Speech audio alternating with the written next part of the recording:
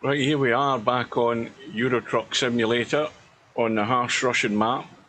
This is going to be part 3 of this trip, and if you remember, at the end of part 2 we had come along this long mud track until we came to this mountain pass, which is a whole sequence of switchbacks. Takes about the best part of an hour to get to the top of it, and when we got to the top, that's where we ended the trip. And when we look over the top, we can see that we've got a descent on the other side and we've got another climb up the other side. So what we don't have at the moment is a GPS. The GPS isn't functioning in this part of the map as it does in many parts of this map. But if we look at the map, we're heading up that direction and going sort of that direction. Now, this part of the map, all the way above here, this is all the winter area of the map on this section. So we'll see how well we do. So we won't hang around. Now, I think I'm on automatic gearbox again, which we will need to climb the other side. Right, so we've got the brake on. No, in fact, we've got it in reverse. I am in manual gears. Right, there we go.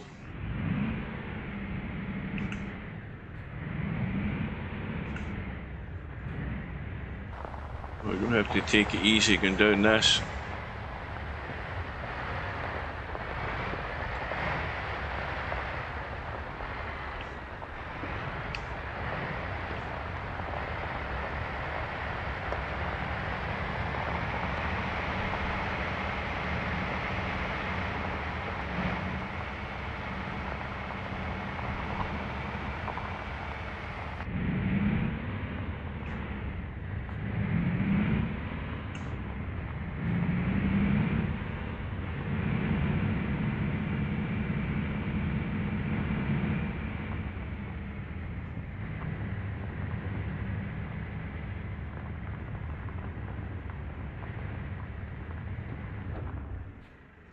Got absolutely no guardrails or nothing. One mistake and you are gone.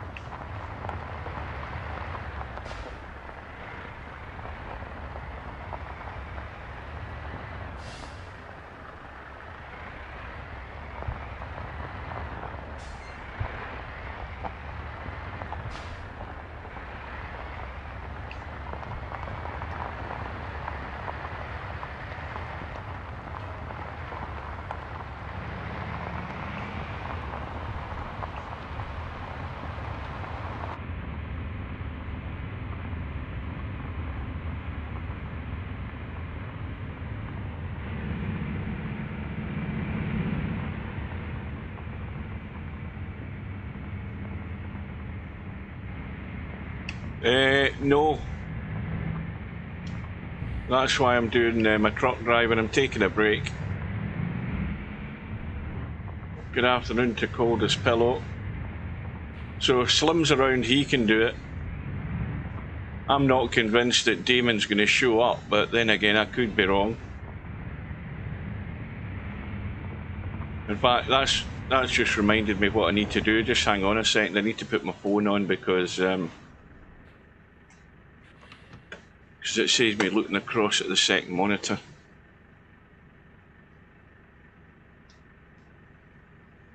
Let me just bring that up. Bring up YouTube.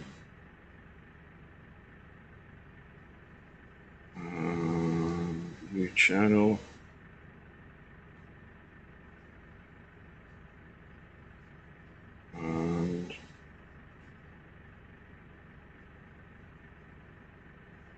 Oh, I haven't been keeping a tab on the Champions League snooker. Right, that's me. I've got the thing set now. Have I got the volume down? Yes, I do. Right, that's better. Right, handbrake off. And we'll just keep cruising down in third gear.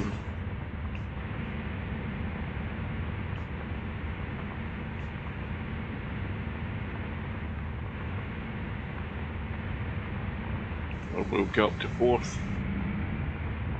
Right.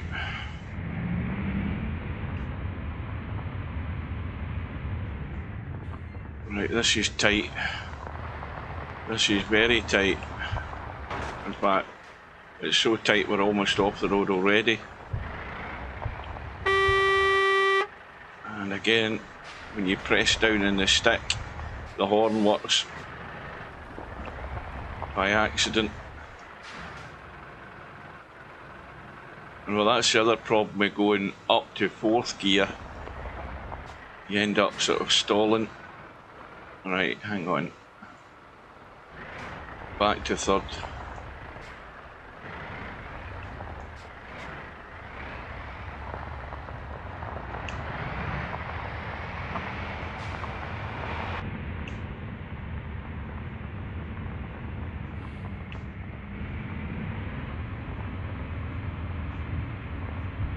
It's only the best of 5, those matches, isn't it?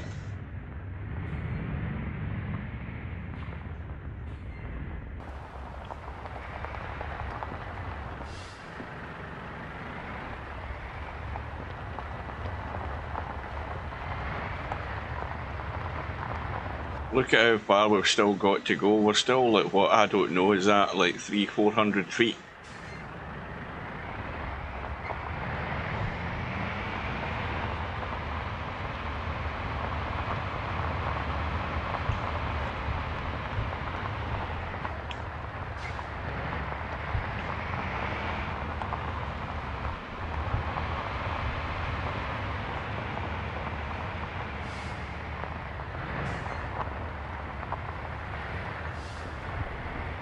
I'm curious to find out how good this truck is when we do hit the ice road.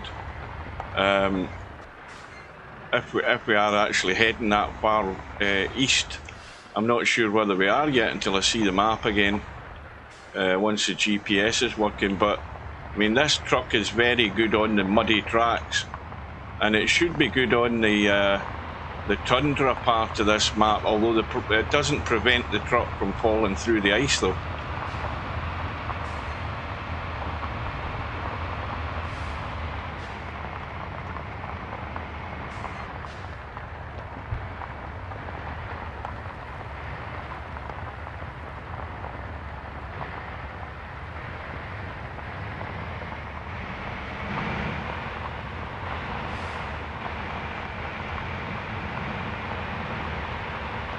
Now, did I put the diff lock on? I don't think I did. Not that we need it at the moment, but we'll need it on the other side once we get down this hill.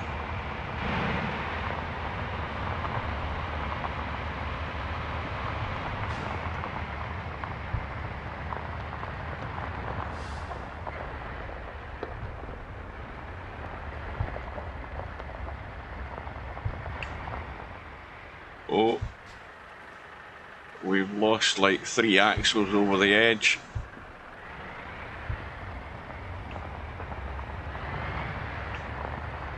Now, if I remember rightly, there's a truck that's fallen off the cliff down here somewhere. There's a truck at the side of the track. The one thing is, I don't want to be that truck.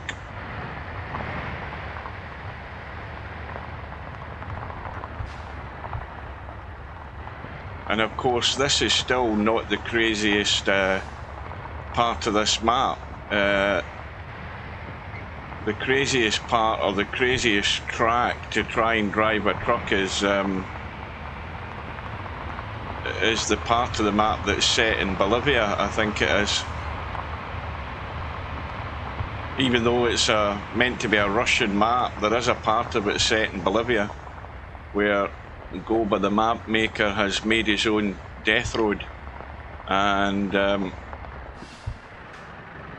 I doubt very much whether this truck would make it, because again it's too big a truck. And the road's like this. Now there's where the truck has gone off. It's skidded off the road and it's lying down there somewhere. Yeah, this truck, there's far too many very, very tight turns. What was the Albi game like? It was a complete bloodbath. Vertical Liquid's problem is that the very basics of potting a ball seemed too much of a challenge, and Albi did give up one or two chances. Vertical Liquid just couldn't take any of them, and it was not a pretty watch, let's be honest with you. But Albinario looks just as good as he does in every other table, and the problem for Albi, as I mentioned in the live stream, is that he's got a possible matchup with Matt MC Clarkey in round 2 if Matt does play Chiku and he does win it, or if Chiku forfeits and doesn't play at all. The one big difference, of course, if Matt plays Albi, is that Matt is more than capable of taking his chances. The only thing is whether Matt will get caught out as badly as some players have done on this 10-foot table, not being anything regular to it. He doesn't play it at all. But if he's put in a bit of table time, it will give him a bit of a helping hand. And he's definitely somebody that can give Albi more problems, and above all, when Albi does make a mistake, he's the one that can benefit from it, because he's got the game to do it.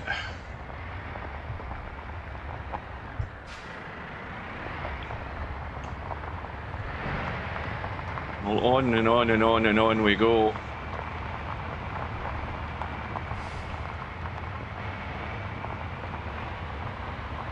Well, as far as it being a bigger table, if you've been regularly playing snooker, yes, it should be an advantage to you that it's a bigger table and you're used to an even bigger table than that, but that's really where it ends. The difference is the type of pockets they are, and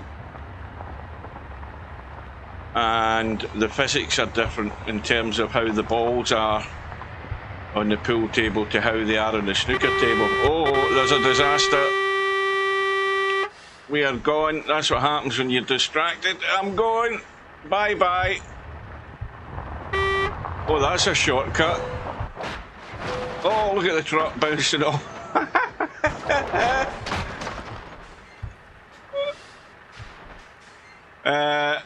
Well, that's one way of cutting it down.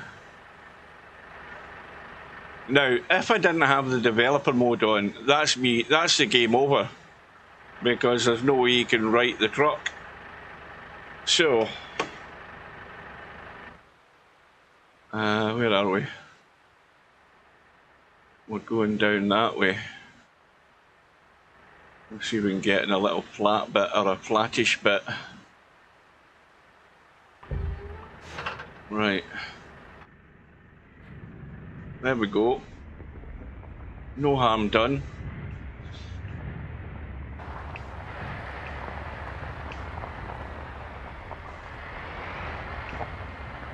This is me looking at how I'm driving and where I'm going and looking at the chat at the same time. It's not a good mix.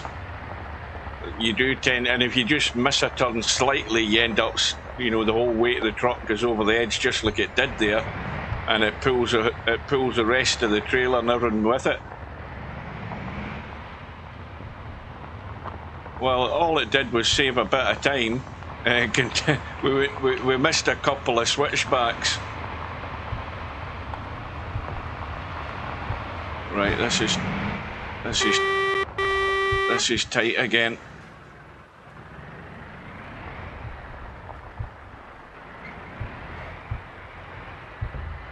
When I'm pulling the stick tight, it tends to, I then tend to end up pressing down on the stick, which then You know, that then starts the horn going on the truck. Right. Another tight one.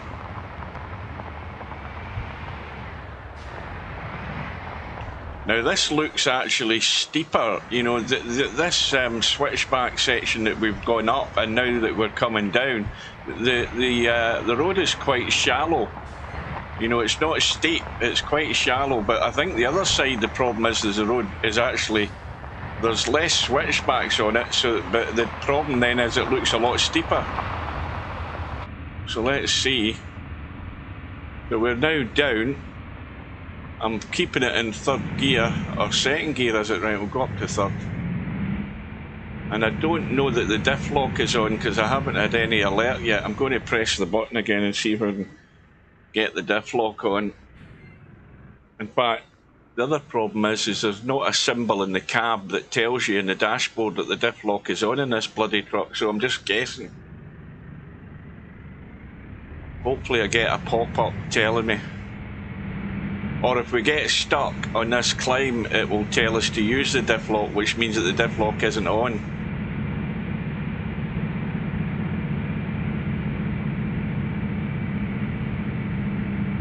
Yeah, this is a lot steeper. I'm blaming you, yeah.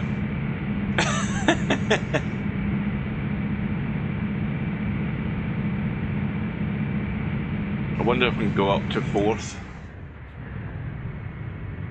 Probably no. Well, we are. I think it's hanging on in there.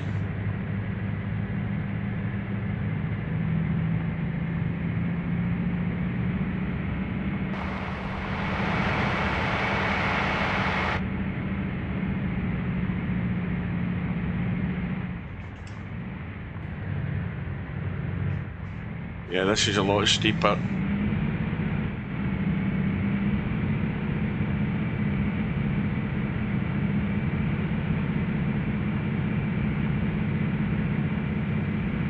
That's where we've just came down.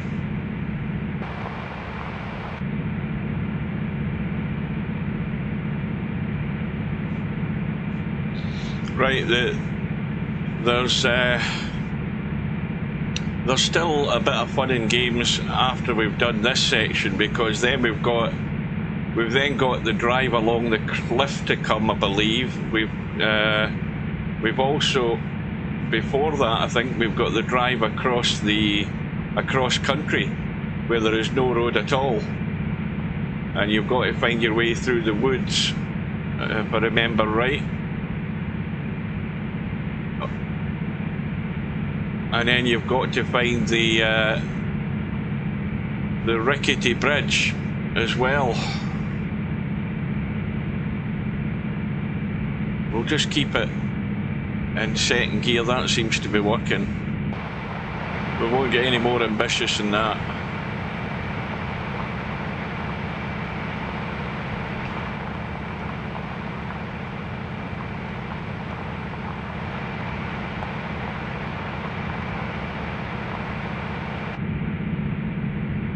Keep it wide.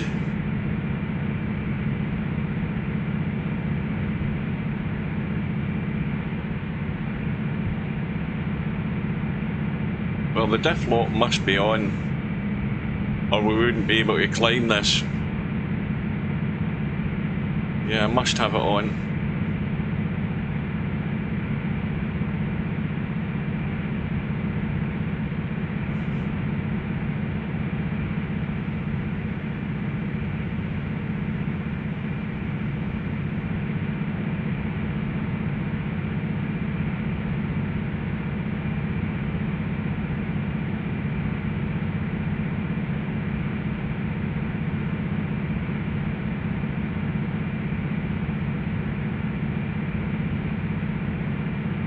This is tight and steep.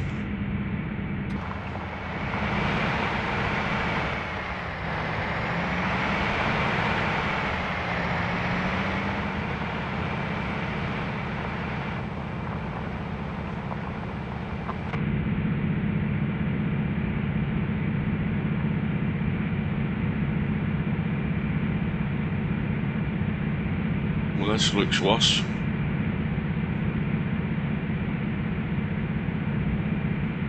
Get out as far as you can out to the right.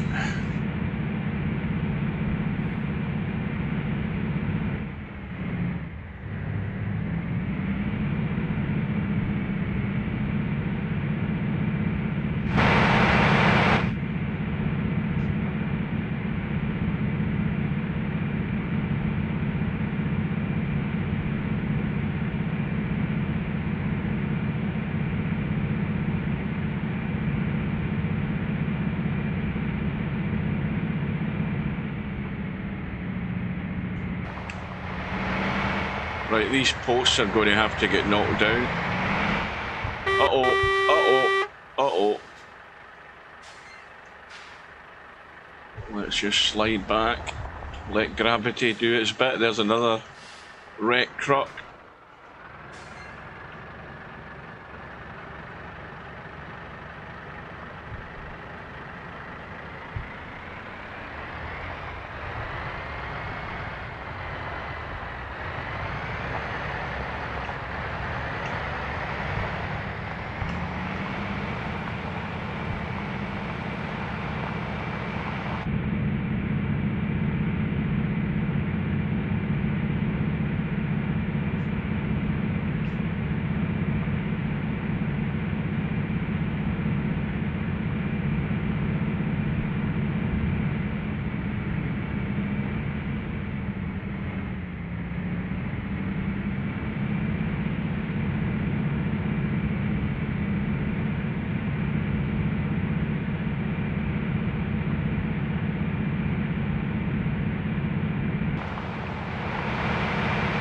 Can't be that far from the top.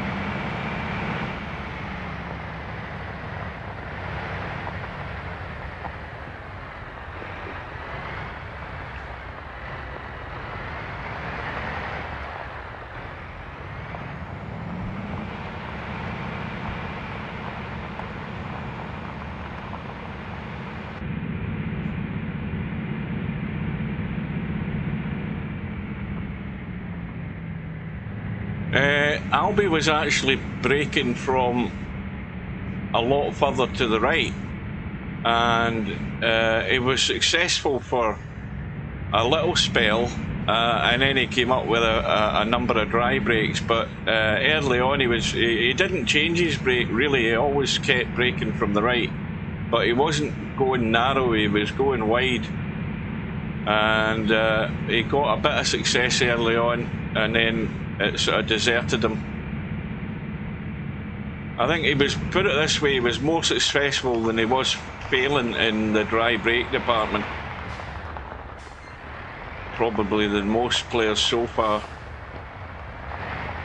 Although, having said that, I mean, I might be misleading myself because I never looked at the stats. Well, we're now heading down the other side again.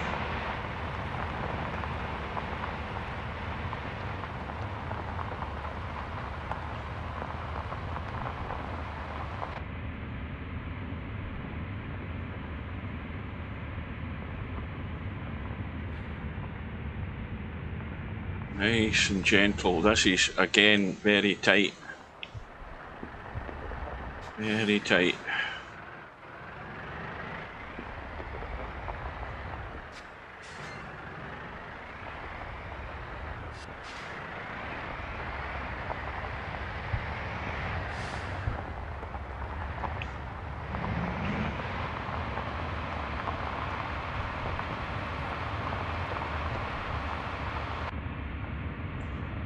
We've got a problem up here at the corner. We've got a wrecked truck there that we've got to try and squeeze by. Now, of course, keeping it in a low gear also helps control the speed of the truck when you're going downhill. If you have it in too high a gear, the truck will just fly away from you. That sort of tempers the speed.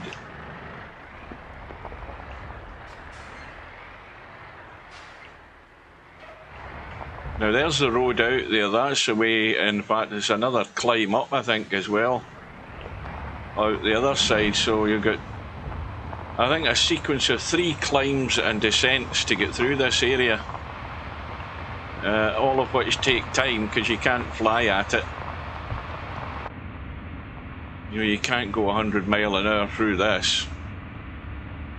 Well, you could, you'd end up just flying off the hill.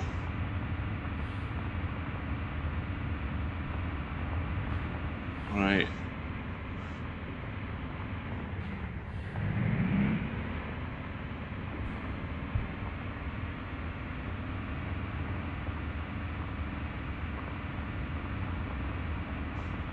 Now we'll go up a gear or 2 going down this bit. We're up to 4th gear.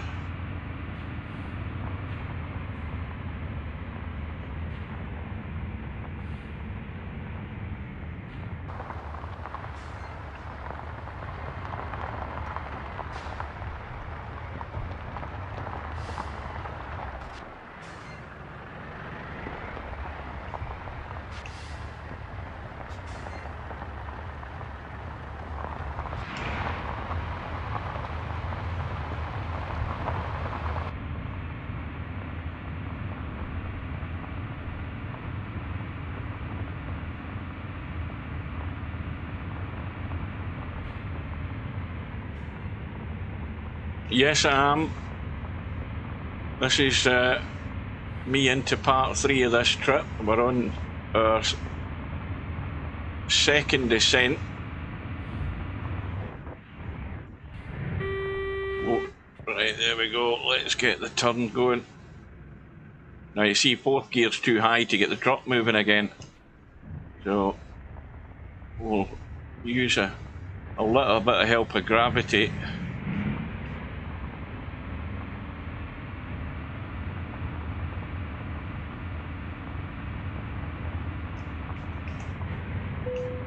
Right, so the diff lock is on, so we can now get the gears up a little bit.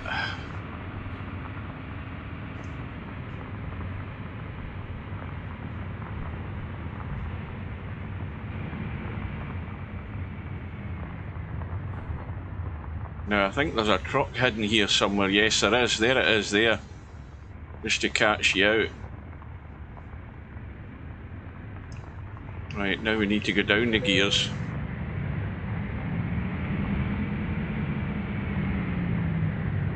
So we're too high a gear.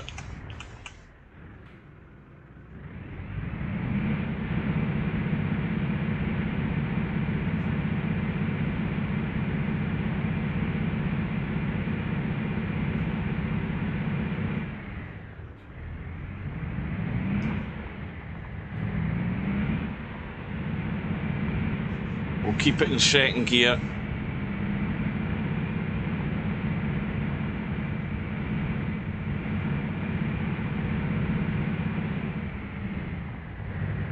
I'm making a shrewd guess that this is the last climb and descent that we have to get out of this place.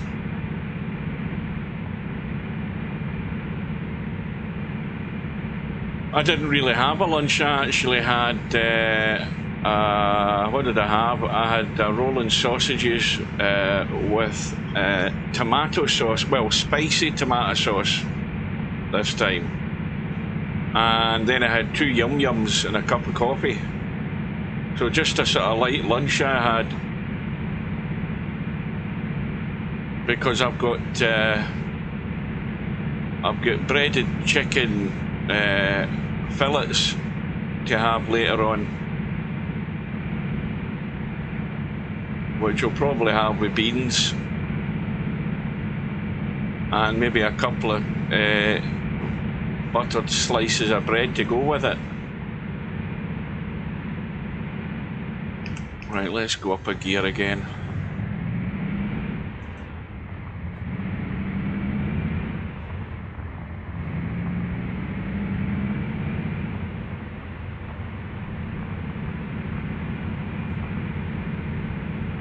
Alright, hang on a minute, let's see how we're doing for fuel. Hang on, I think we've got loads.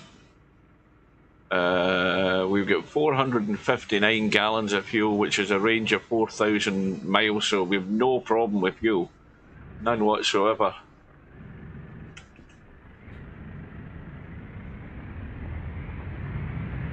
You always got to remember that you're doing real miles in this map, so we could go on for days here with this fuel tank. We wouldn't need to go near a fuel stop anywhere.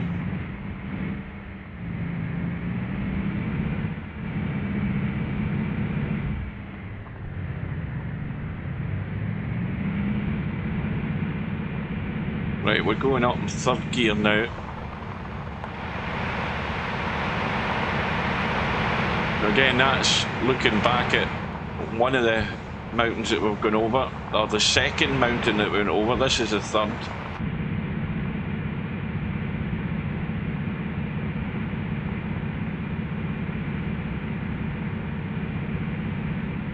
It's 3:25 game time in the afternoon, so we've got a fair wee bit of daylight left. It does start getting dark fairly early in this map.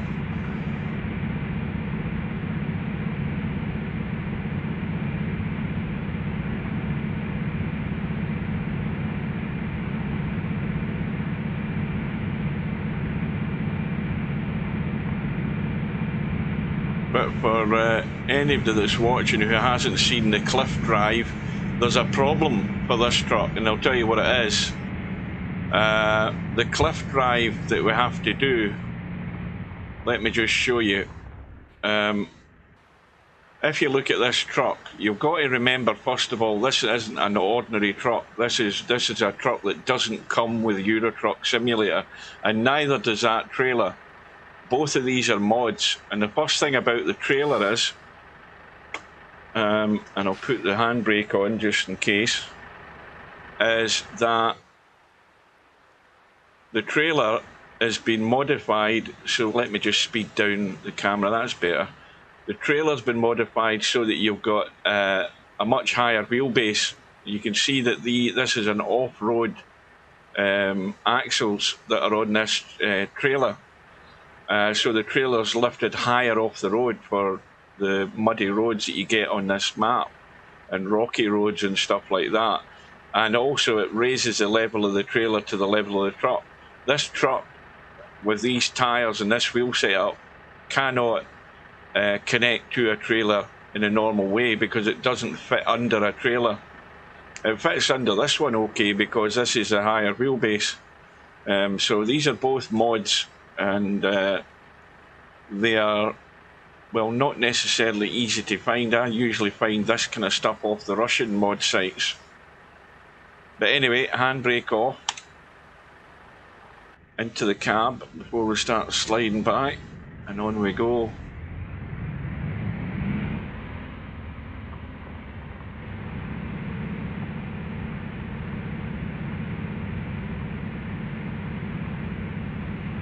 She's still on her phone. Not a word out of her. Not a bloody word. Look. Well, there's no point in using it as a GPS. It doesn't get a signal here, I'm afraid. There ain't many mobile phone masts in this part of the world.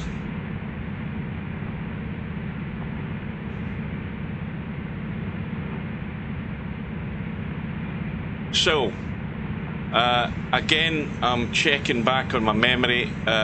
We will be back down onto sort of level terra firma in a little bit. And then the road runs out. We have no more road. All we have then is wooded grassland to go through, and the objective when we go through there will then be out into completely open grassland with no road, and we are going up and down over hillocks and hummocks to find a bridge which we need to cross because the gap is too steep. You can't drive this truck through the gap, so you have to find a little rickety bridge which consists of 2 planks of wood basically. Once you go over that, you then got to find your way out of that area, and you conclude it by going along a cliff And that's the thing I was mentioning about the height of the truck and the trailer. It's a really tight cliff drive, and there's a strong chance that this trailer is going to catch onto the roof above us, which is a roof of rock, or I'm going to have to drive very tight and wide to probably about a 400 or 500 foot drop to the river below. So there's still a challenge. And then of course when we get through all of that, we head further north into the winter section, which doesn't get any easier. Right, let's get going. I've got the bloody indicator on.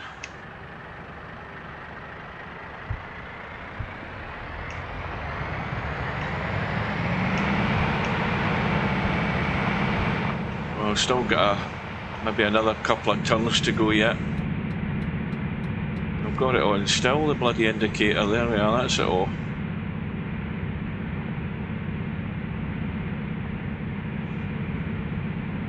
No, she's a hitchhiker, by the way. I found her at the side of the road. Mind you, I did say when I picked her up, I said, I don't want you chatting to me all the time, because it distracts me while I'm driving. And she certainly, she's fulfilling that part of the deal. Not a word out of her.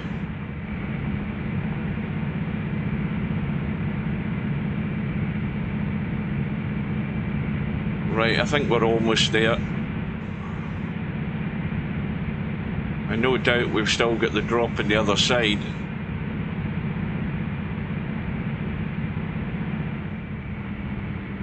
So all the way in third gear. I think these posts will have to come down.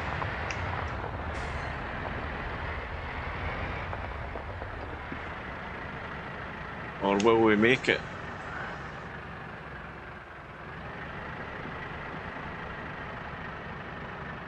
See, the truck just wants to stop in third gear in that corner, but the diff lock gives you that little bit of purchase to keep it moving.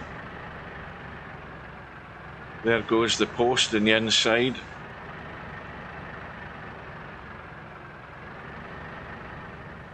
I'm not changing gears. Well, maybe I will. I'll change it down to 2. Right, let's see if that'll work. There we go. There's another disaster there.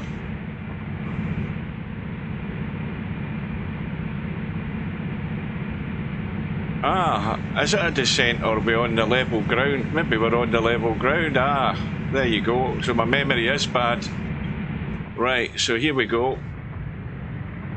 This is where some more fun and games start. So this road is going to run out, and you can see that we've now got forest ahead of us and grassland, so that's exactly where we're headed. What gear are we in? We're up to 9th. We leave the diff lock on because we're going to need that. Still no sign of the GPS, so we still don't know how far we've got to go. I hasten to add we've got probably far too far a distance to finish this today.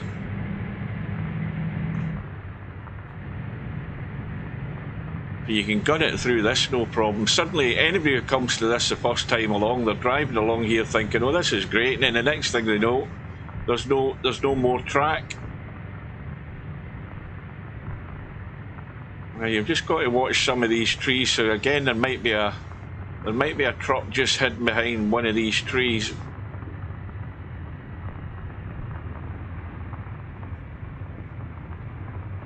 Now you can see one of these, there we are.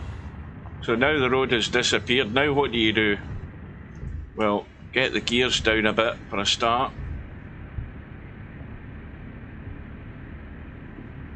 I think I might need to go down again. Well, this truck again shouldn't have any problems in dealing with this. Now what's that getting said in the chat? Hang on a minute. Hang on a minute to read that. Do you ever... Let me have a look. What's that say? Do you ever watch the Indian guys playing this? The roads are mobbed. There's hundreds of them. What are you talking about? They play this in, what do you call it, convoy mode or what? Because I say I've never been near convoy mode at all. I've no interest in it at all. Now you see, they're all playing with cracked versions of the game anyway. I mean, they can't afford to buy the game. So they'll all have the same map and probably all the same mods. And their internet connections will be crap.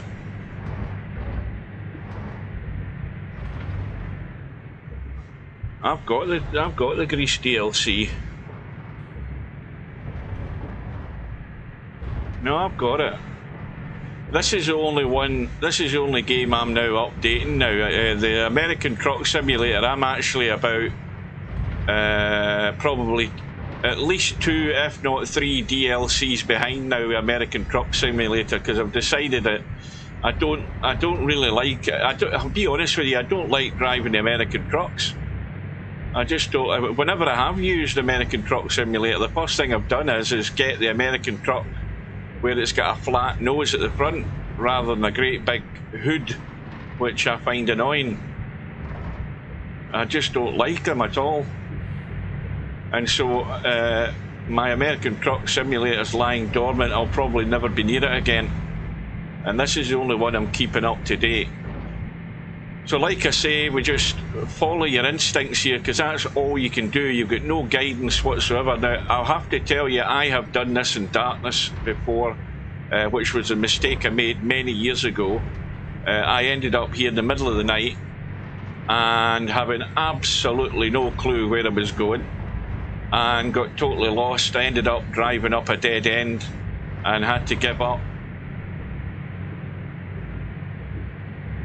But this will open out eventually. And then we've got 2 or 3 what I call hillocks and hummocks to go over, which get steeper as you go. And then we've got to find that bridge.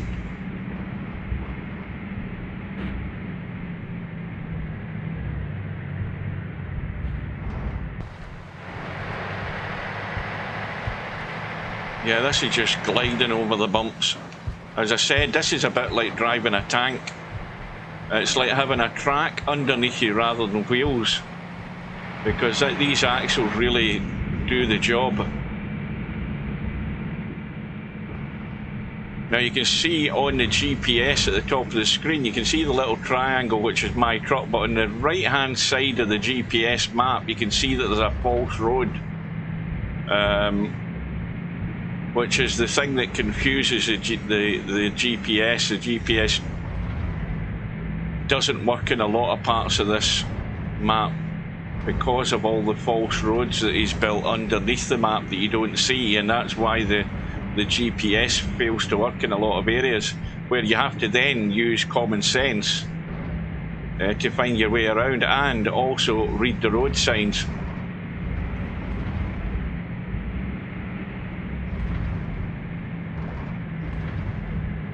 So after this section we go through, well, once we go over the bridge and all of that stuff, we go through like an entry gate or something like that to this cliff drive, and then we end up back onto an empty road, I believe. Right, see how it's now opening up. Now I'm going to have a quick cough, hang on.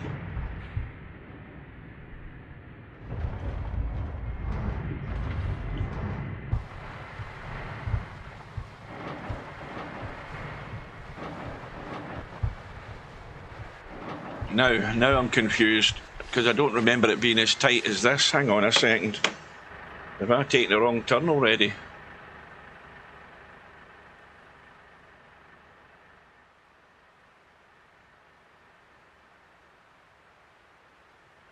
Right, that's the way I've just come. We've come from that direction. I've come through here. Ah, there's the road. I'm too far to the right. That's why I can't see it. Right, down the gears.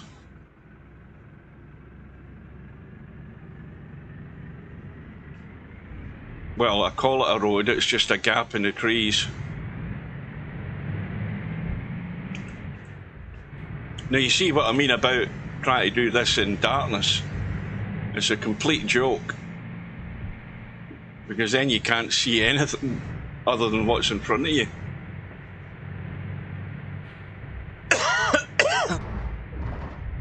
Excuse me.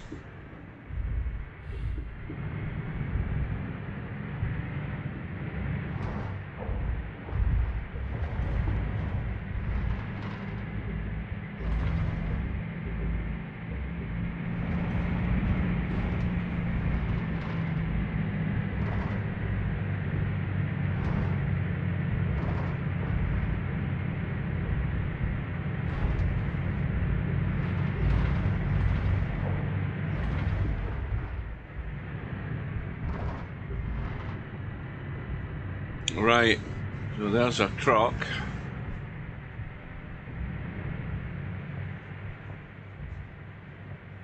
Ah, now wait a minute. That tells you my memory's bad, because I thought that we had to cross the wooden bridge first before we got to the cliff.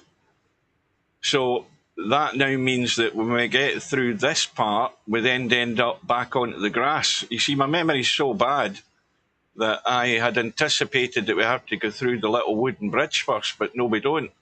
We're immediately going to start doing the cliff drive. This is going to be fun.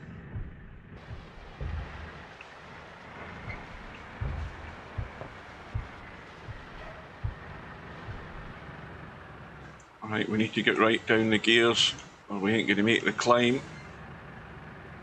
And you'll see that we end up having a roof over the top of us trying to drive along this, where I think we're a bit too tall. Right, so how big a drop's that down there? And it's been a while since I've been here.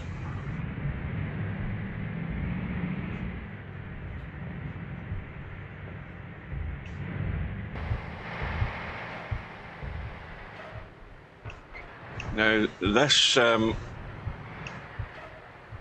wall gets narrower and tightens us up against the edge. Right, so have a guess how big a drop's that down there? It's a few 100 feet, isn't it?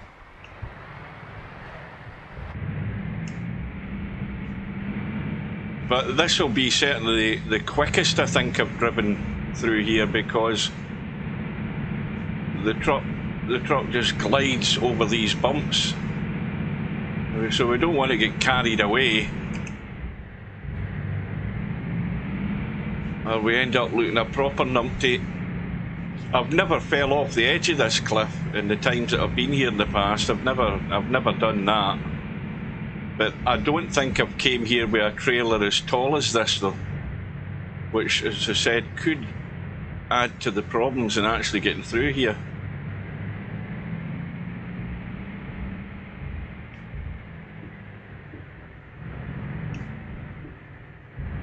You notice how she's given me some help, saying, "Ah, you're okay, we're plenty of room this side." Not any advice, none at all.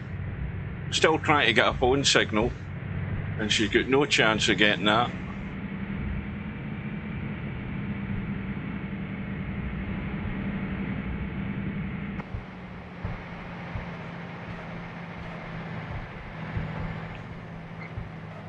Yeah, it does get tighter than this. Take my word for it. So there's the road up ahead.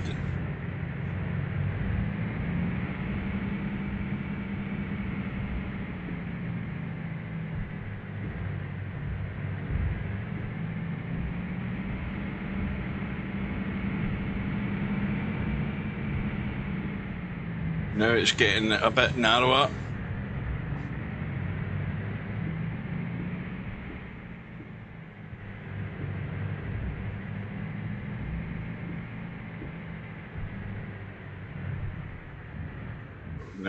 Now it's getting, hang on a minute, get out to the external camera.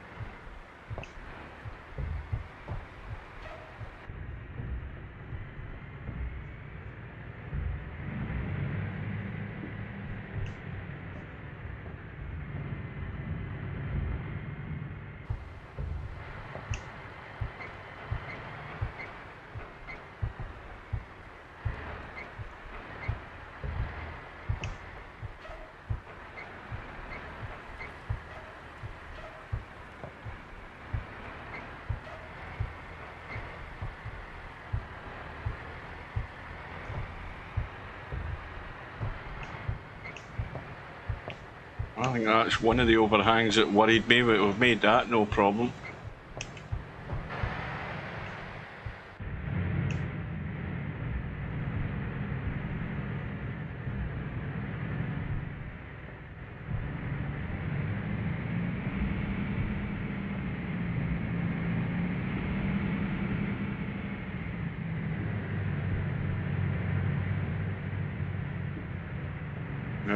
There is a tight section to this to get past. I thought maybe we're past it. I mean, it's been I don't know how many years since I've been here, but that's the way out up ahead, so we're pretty much through it. You know, it's not as bad as I thought it was going to be.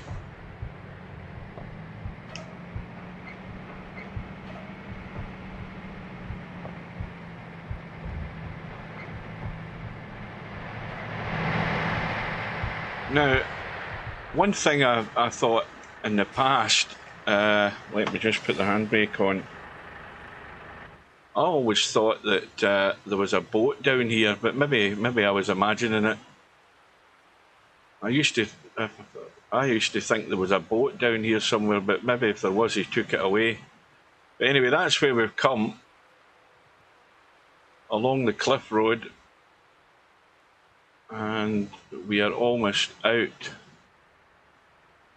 Let's just get back in the truck. Handbrake off. So now, the bit that I was jumping the gun about, we've got more grassland to go across now.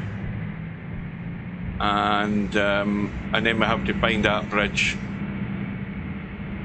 And then we should be back out onto the road, and then things take a turn for the worse after that, I believe.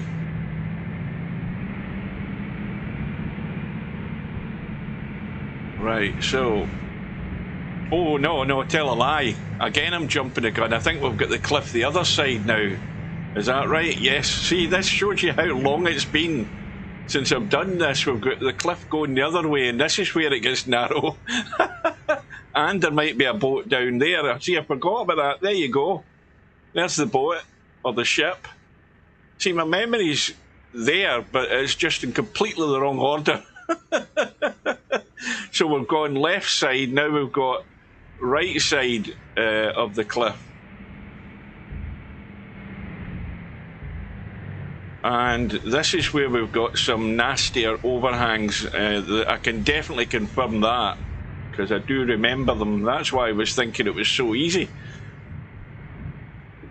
Now you can certainly believe that I've been here. Now there you go. I think we've already hit something already. Yeah, I think we have. Hang on, wait a minute to get the bloody camera right. Hang on. Yeah, there we are. That's what I was talking about. So we need to go wide. And I need to get into reverse gear. I keep forgetting I'm not in automatic.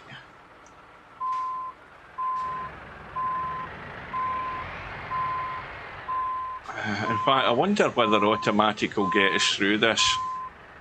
Is it worthwhile setting it to that? Because I can't be bothered changing the gears and having to remember to do all of that. Hang on. What gear was in? About third or something? We'll put it into fourth. Oh! I think we almost made a cock up there. And then when you look at it from there, you've got plenty of room.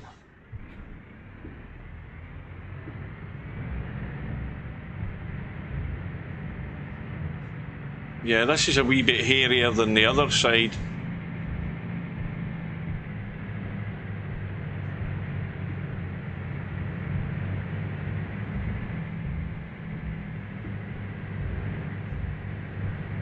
You've definitely got to keep further out to the edge, go in this direction, because there's these nasty outcrops above your head.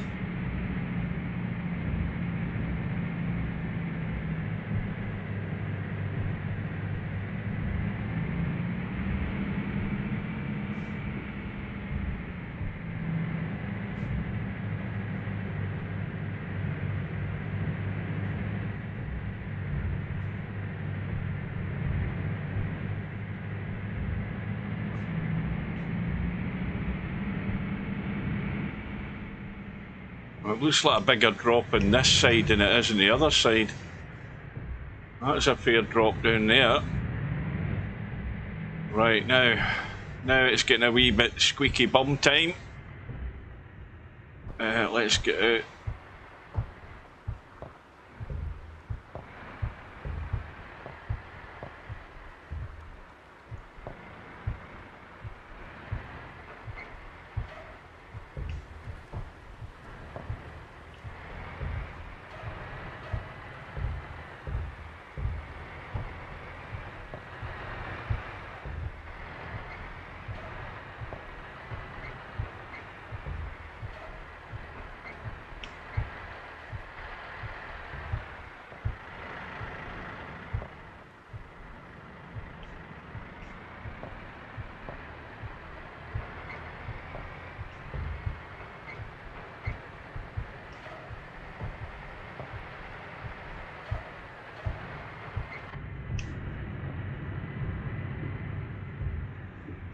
And suddenly this looks very narrow. It's gone beyond squeaky bum time.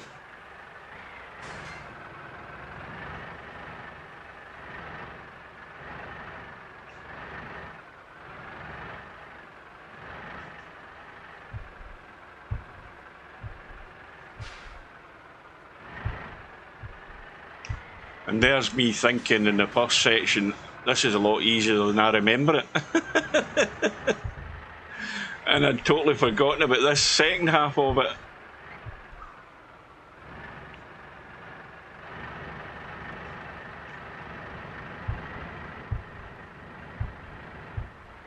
So you've got to watch those outcrops as well, or the trailer will catch on them.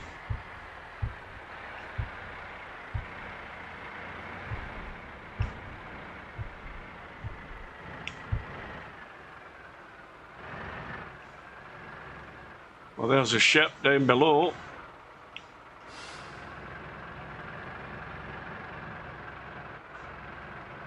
Right, I think we're in 4th gear and we're finding it difficult to get momentum. I think that's the problem. Right, down a gear. Down to 3rd, that's... Yeah, just gonna get there, is it? Eventually. There we go. It'll have to be 3rd gear. Right. Now, this is the narrowest part. This is a big outcrop. We're going to have to go as wide as we can. Yeah, this is a bit taller than it should be with this off-road trailer. Have we made it? Or is it catching? I think it's catching.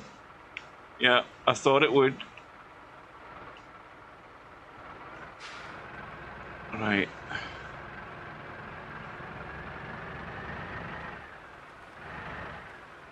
Keep going out, keep going out, keep going out.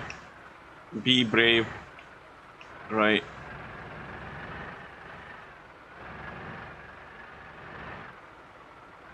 Right, that's...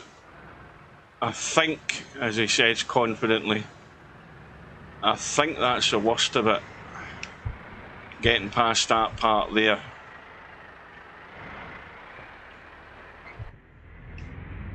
Another big outcrop in the inside though.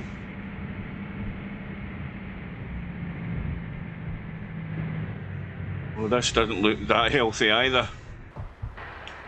Hang on. Get the right camera. Yeah, I'm going to have to get right out there.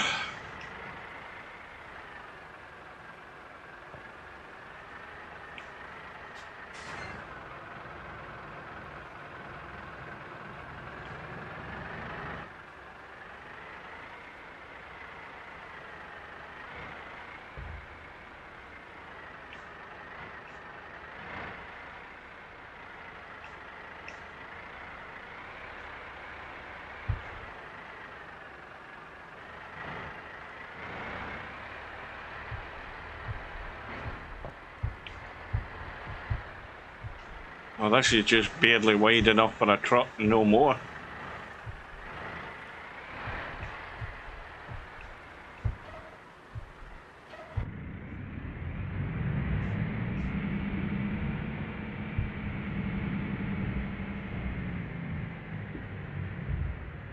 Another big outcrop.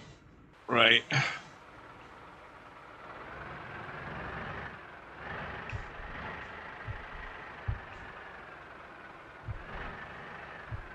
There's like a big boil sticking out from the side of the mountain. Now I think we're pushing it here a wee bit. Let's get the thing moving.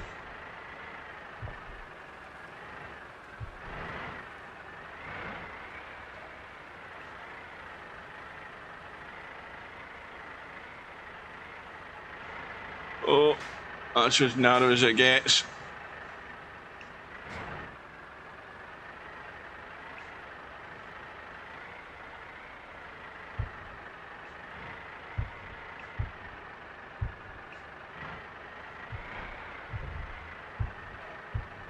Oh, no, hang on a minute. It's narrower. Oh, dear.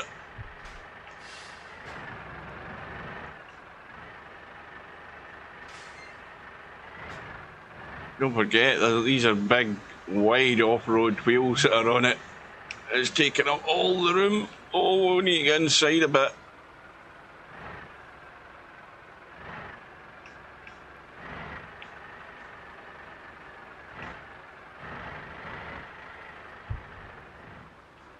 And another big overhang.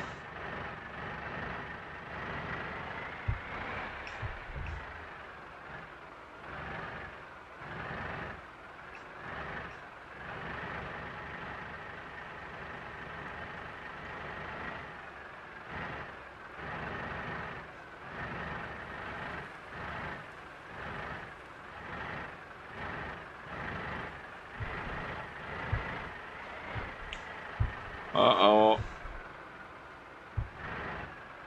Are we going to make it? That trailer's getting awful close to the rocks on the inside.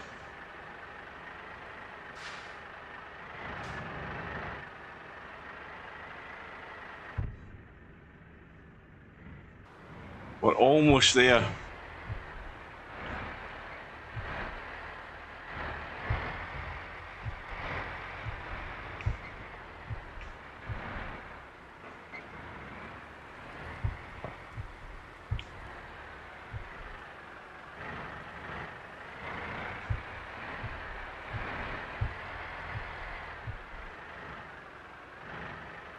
So it's almost 4 p.m.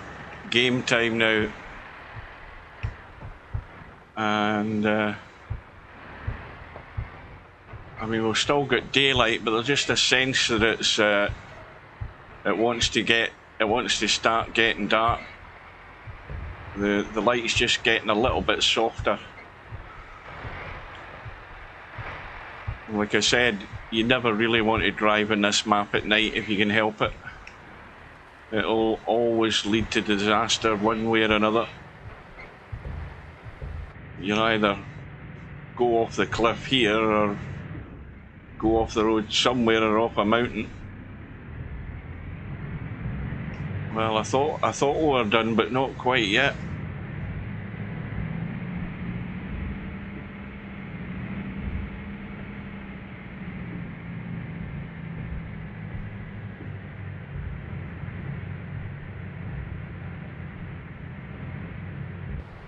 Well, this could be the worst to come yet, this part.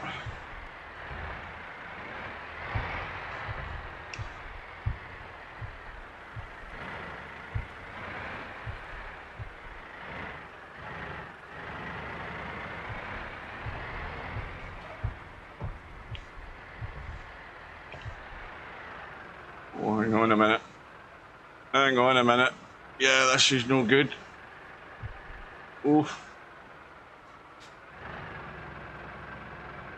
Now, I think we're stuck. I think we are stuck. Are we squeezing our way past it? Yes, we are. Oh, we are running out of road here.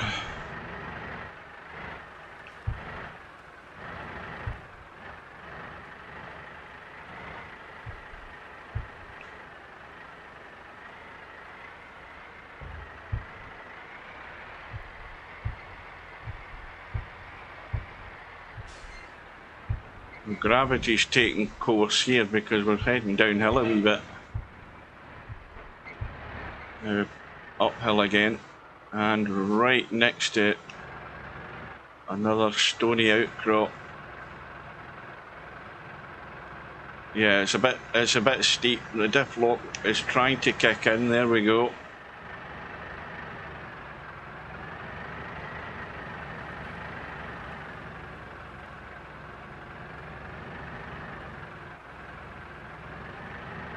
It's just trying to get all the axles over that sort of ridge.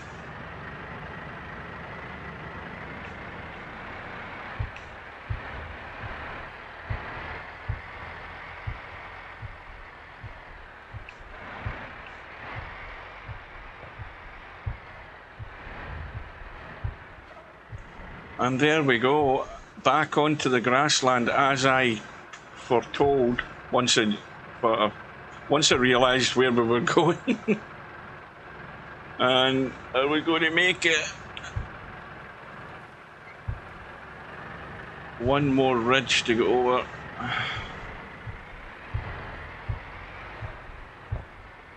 Right.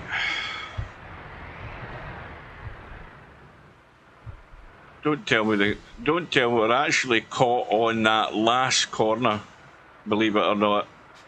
We are caught in the last corner.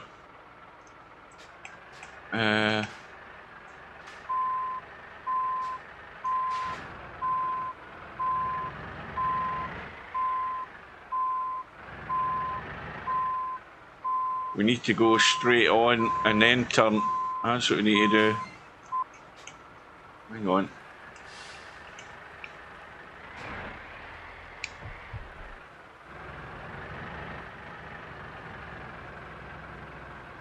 I don't believe this. Don't tell me we're not going to make the turn.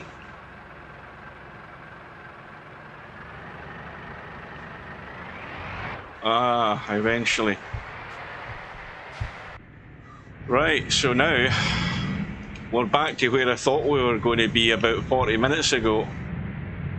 Back onto the grassland. Then definitely hillocks and hummocks ahead.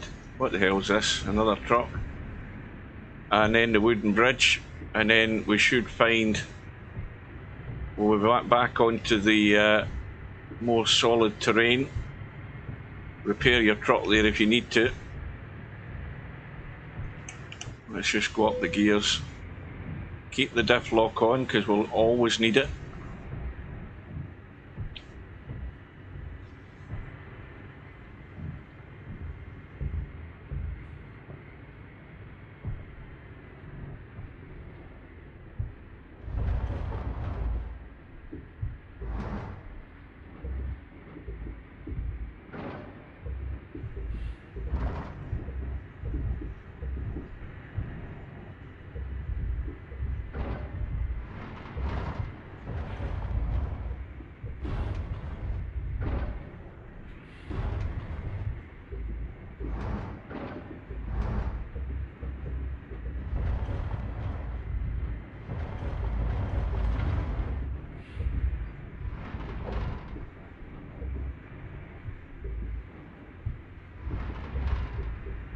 Well, again, this truck gives us a huge advantage in this because we're gliding straight through it.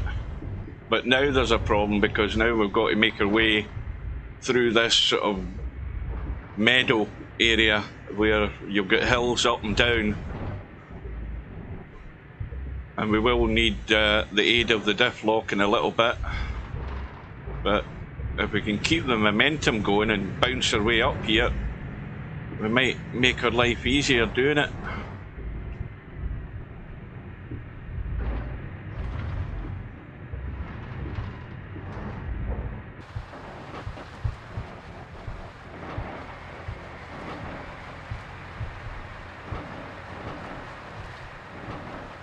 Now it's further up that we need to be careful because one of these dips like this, we would be stuck and we wouldn't be able to get out of it.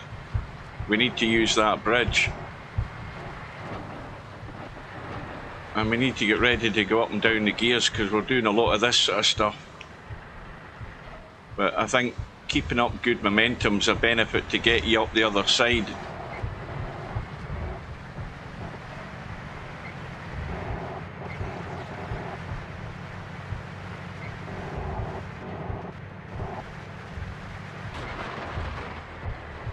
That's not going to make it, I don't think. Right, so I'm in 10th gear. I need to get down to like 2nd at least. Maybe not even that. Nope, that's not going to work. 1st gear. Yeah, so now we're struggling.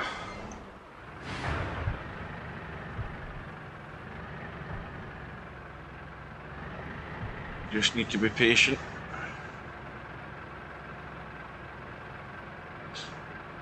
Now there's a problem, the way the axles are, you've got one half of the truck weighing down at the front and the back end going up against the trailer, and the end result is you end up stuck like this. So we need to go sideways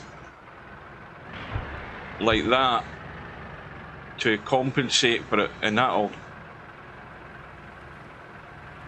hopefully level us out a wee bit and get us moving again. Just once the diff lock does its bit and we eventually get grip, we'll get out of this, no problem. It's just that it takes a wee bit more time.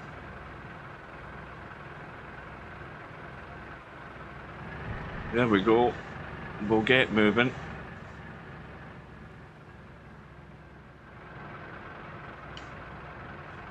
We go further left, there we are. Now I need to get up the gears.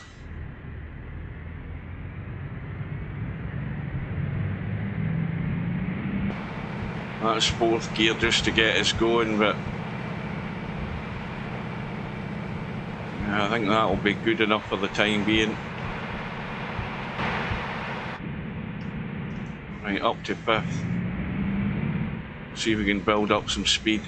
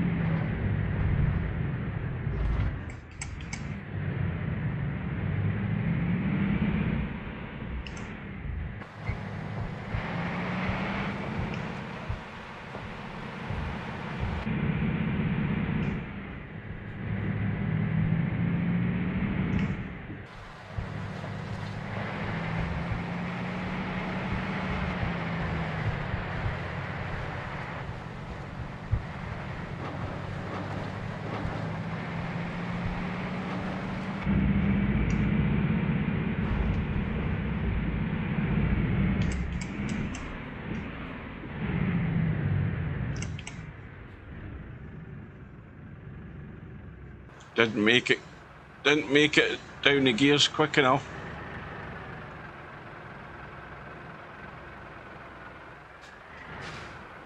And this is exactly the same problem as before. We've got a sort of little ridge that we're trying to go over, and the same problem with the truck.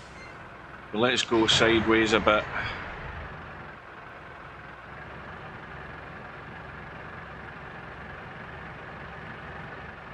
I think we're just sliding with gravity.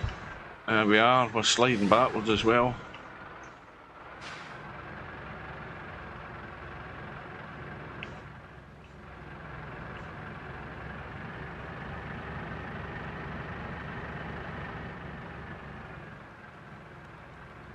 We need to get up onto that top section there. It's no good down here.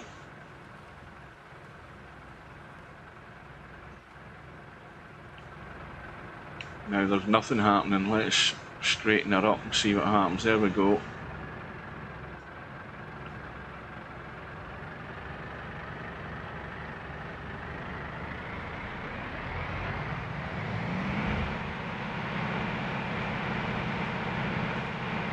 Just need to get that little bit of momentum and get moving, but we want to get up here a bit.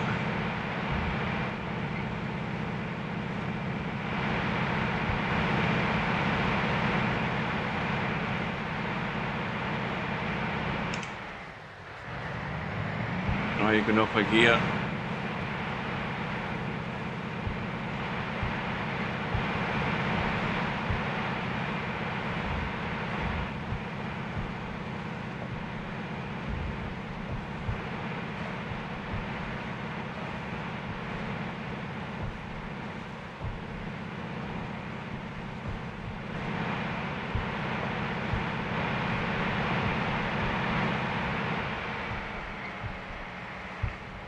Right, up the gears, quick, and gun it.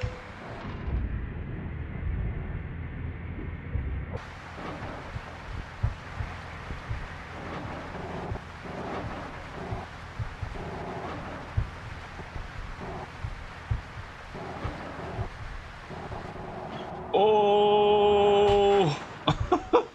I think I overdid it there a little bit.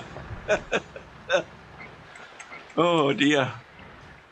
I think I got carried away a little bit there. Let's need to get the gears right down to try and get up this now.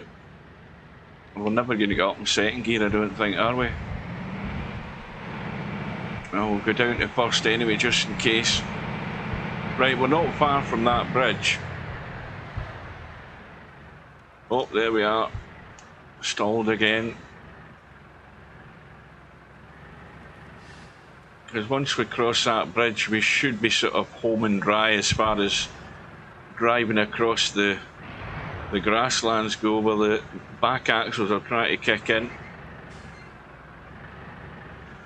We'll get there.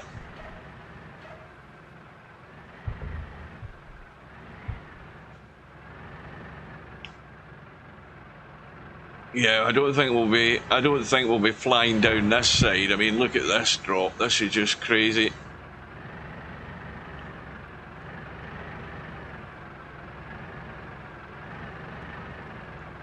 You know, like I said, the hillocks and hummocks get steeper and steeper until you eventually end up with something like this. And again, I think we'll have to turn sideways to try and get a bit of purchase.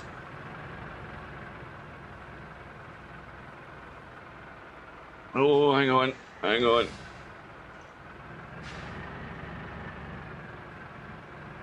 Need to go further right. No, that ain't working. Let's straighten it up.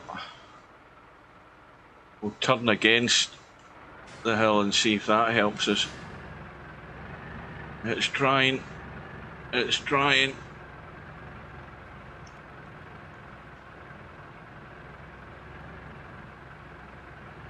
There we go, straighten it up. So there's all the weight is on these back three axles now from the trailer. That's what's holding us back. You've got the trailer wanting to go back down the other side because it's such a sharp top. Brake on. Yeah. We're losing. We're just losing because of the weight of the trailer.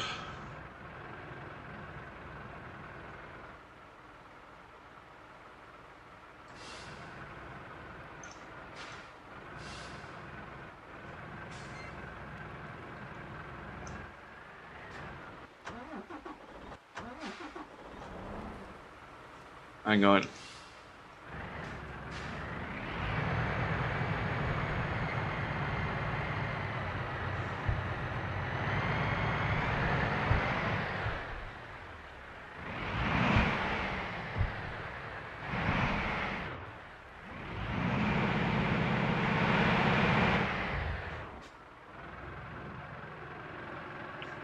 Now look at the problem we've got. The back axles are cutting into the trailer itself. So that's the slight disadvantage of having a truck like this when you come across these sort of hills. Is that we are a bit too long, let's be honest. There we go. Gravity took over. In fact, gravity's taken over. We've lost control here. We're just sliding down the mountain.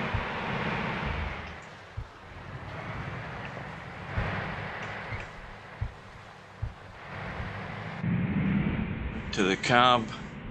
Now we just need to take our time here because I'm not even sure where the hell this is. This bridge.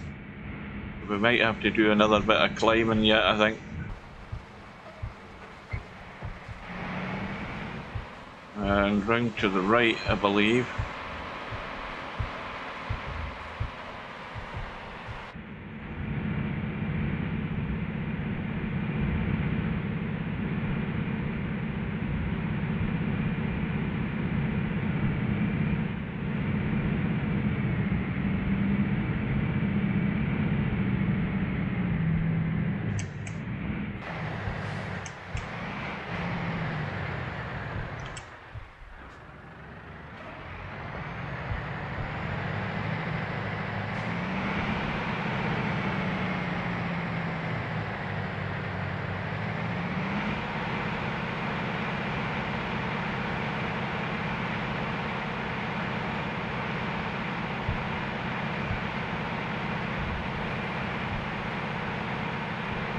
Now this does all end, I can assure you it does end.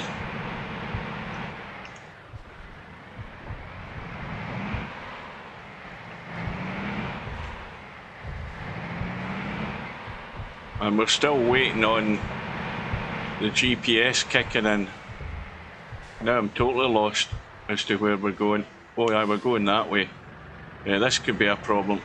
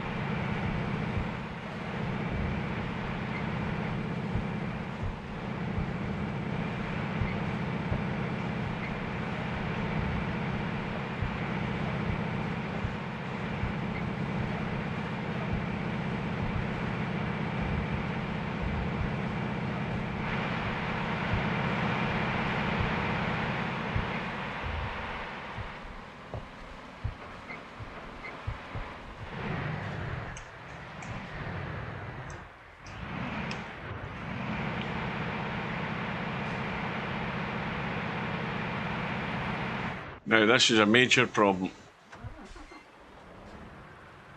Major problem. The truck is just too heavy.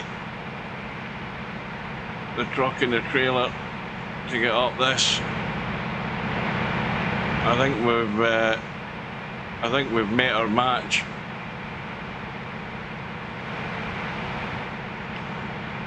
Now, if I remember, in the past I went over to the right, but I don't think this is going to work.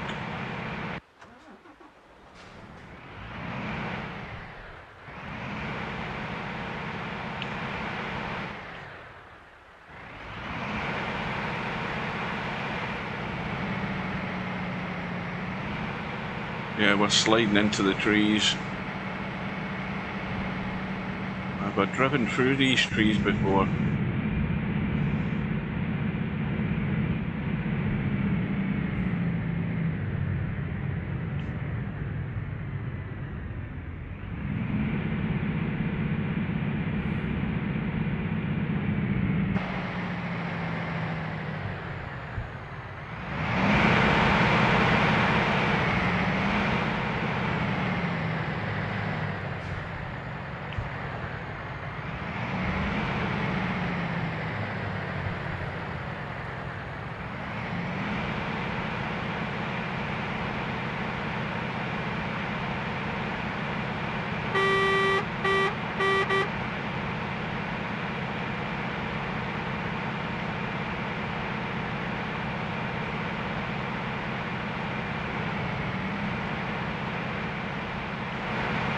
I think we need to keep going right because it's a wee bit flatter over there. But we need to get ourselves moving though. We're not making any purchase at all.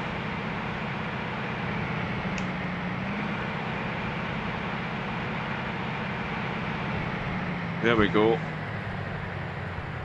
A little bit of movement.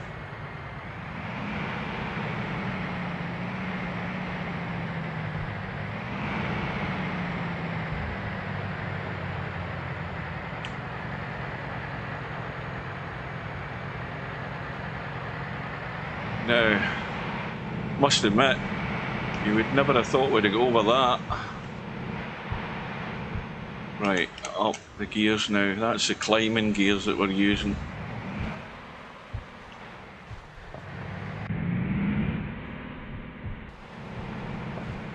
Right, we're definitely coming to the end of this. We'll keep it in third gear because it's somewhere over to the right. This two planks of wood that we need to cross. It's somewhere over this direction.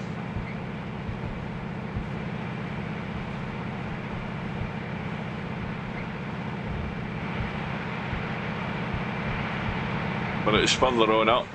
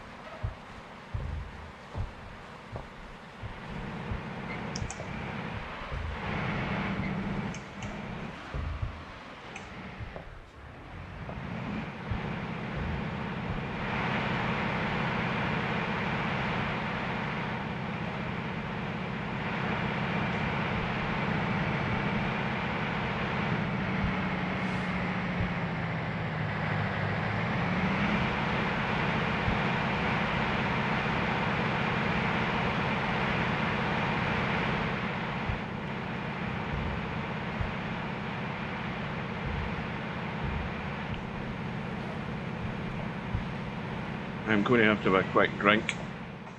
One quick drink.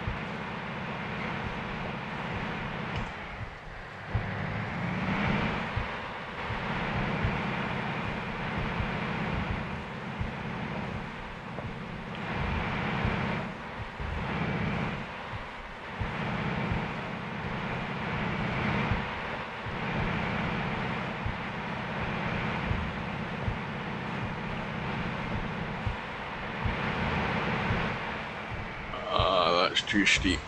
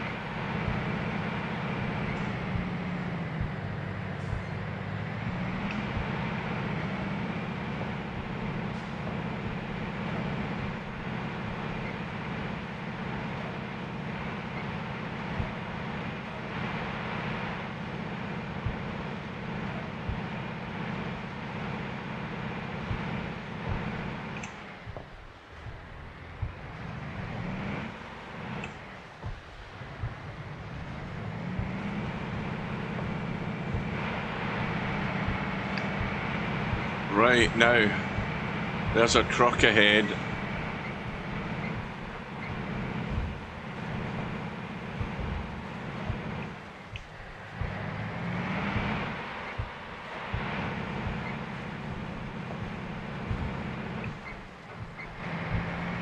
We've got a little lake here.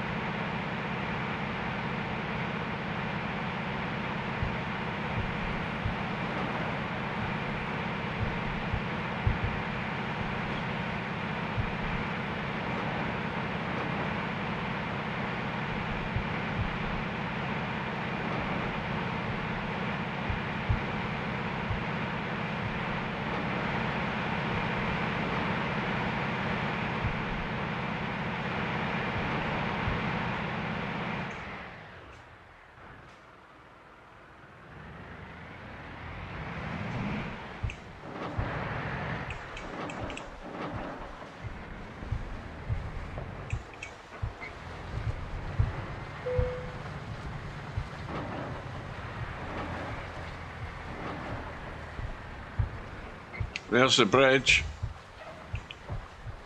I knew it would come eventually. Now,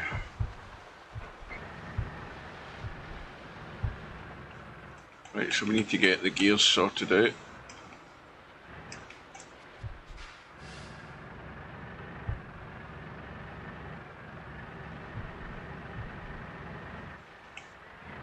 Use the crawler gears.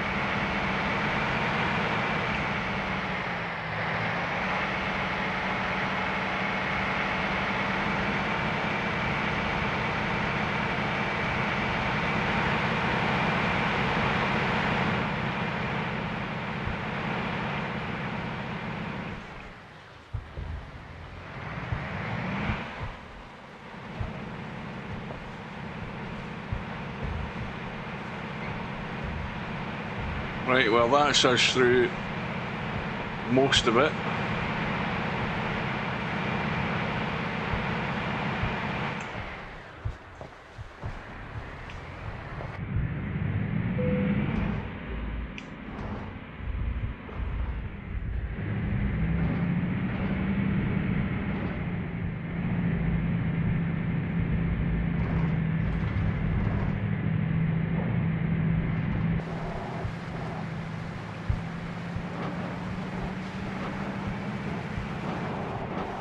Our exit lies up ahead.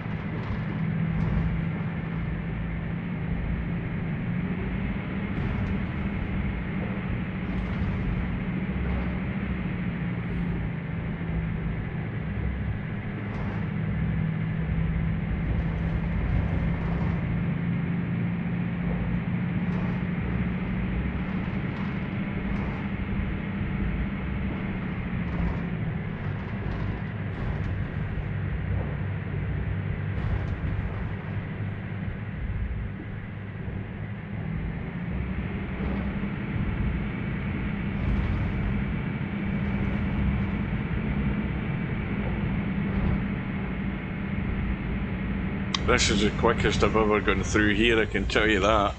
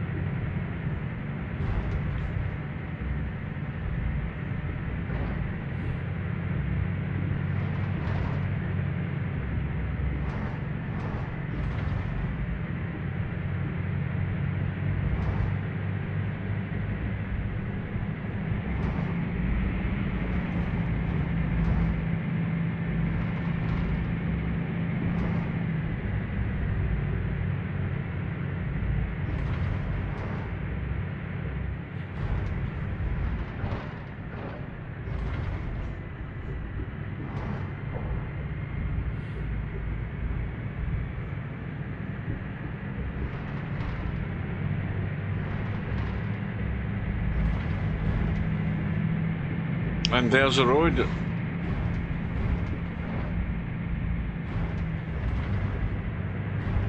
So we're now back onto solid ground. We still don't have a GPS. That'll kick in eventually, and in fact before long we're going to be in the snow.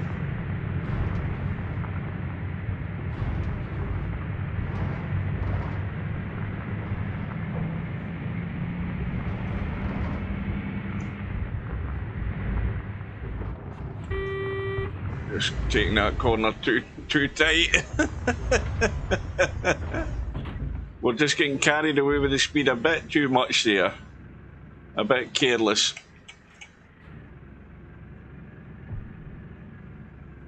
Get down the gears to get moving here. I think we're just glad that we're off the grass. We decided to get back on it. Yeah, let's have a little bit more controlled driving here.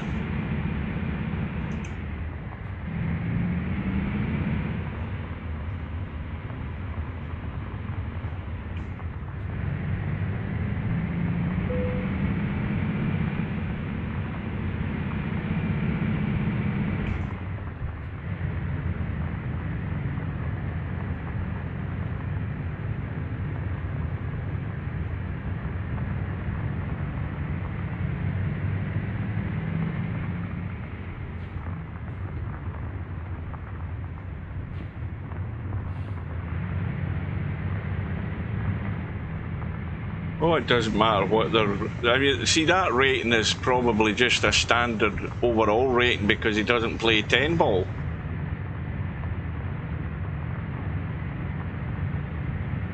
So has the match started then?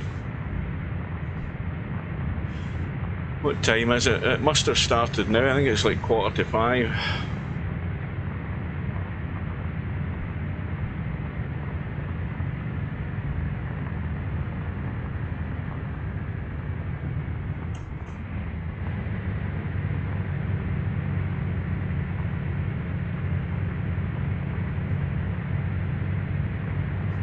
So still we wait on an update from the GPS.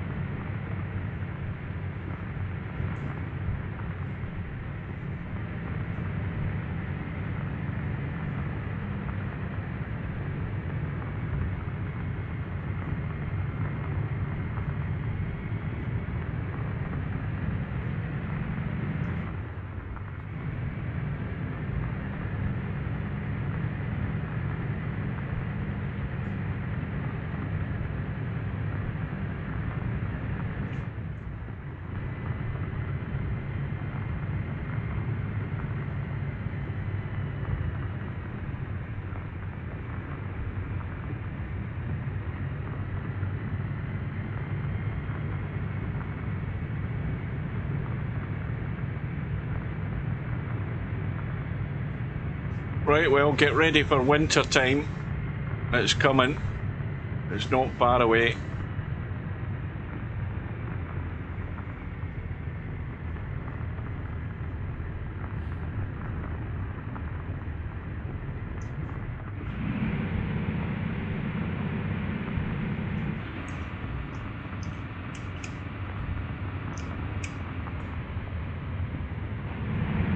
In fact, there it is up ahead.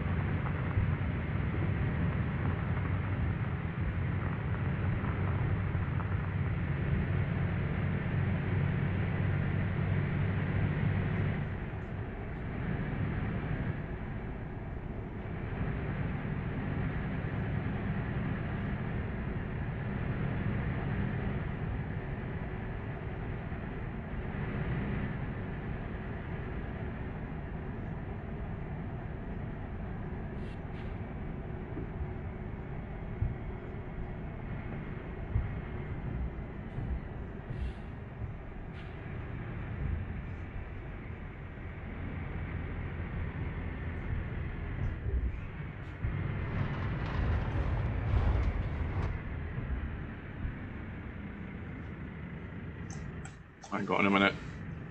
You're trying to get these gears to work manually, because it keeps, if you don't get the timing right, you just change the camera.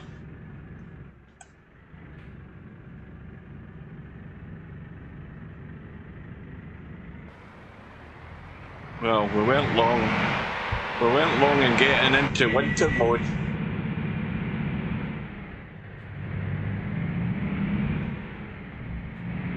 Now the GPS should kick in fairly soon, because there's another false road there, I think.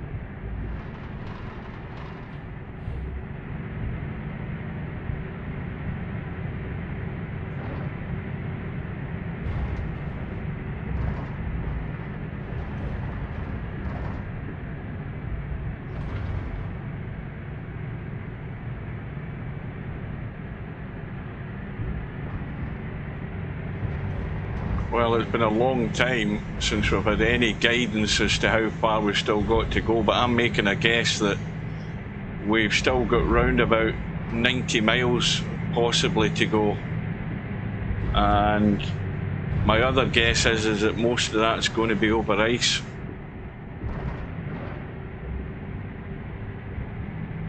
Which is something we won't be doing today.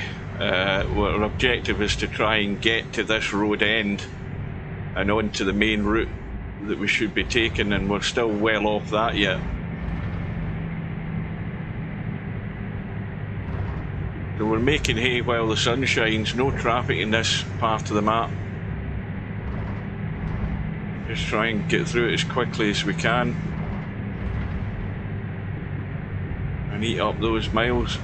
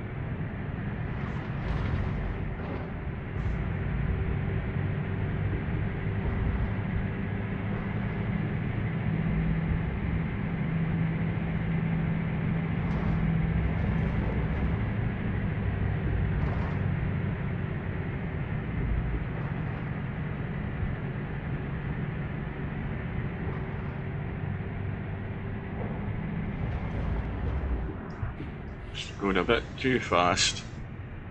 Right, let's have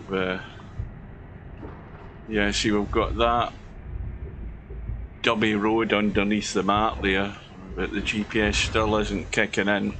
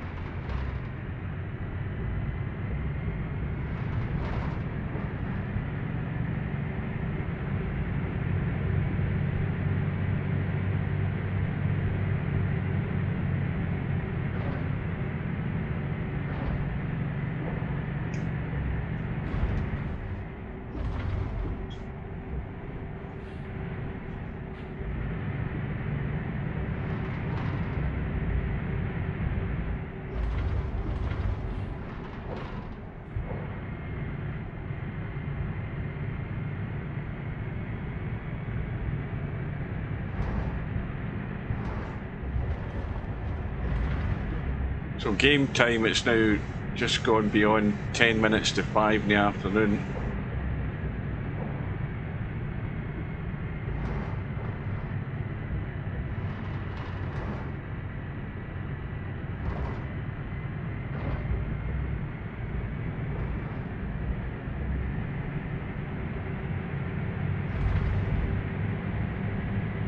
I think what we need to do is have a quick look at the main map. Now, as you can see, where we are not far from coming to a junction on the proper road.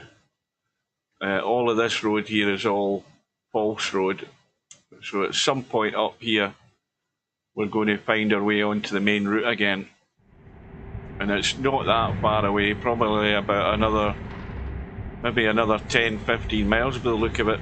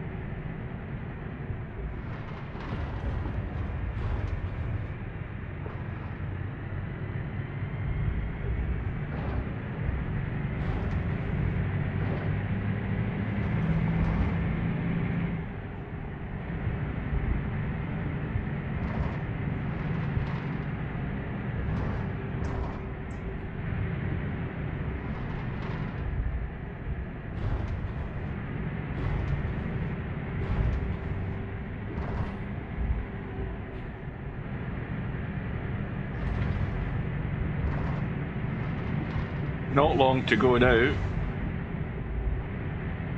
he says confidently, but sooner or later this GPS will eventually kick in.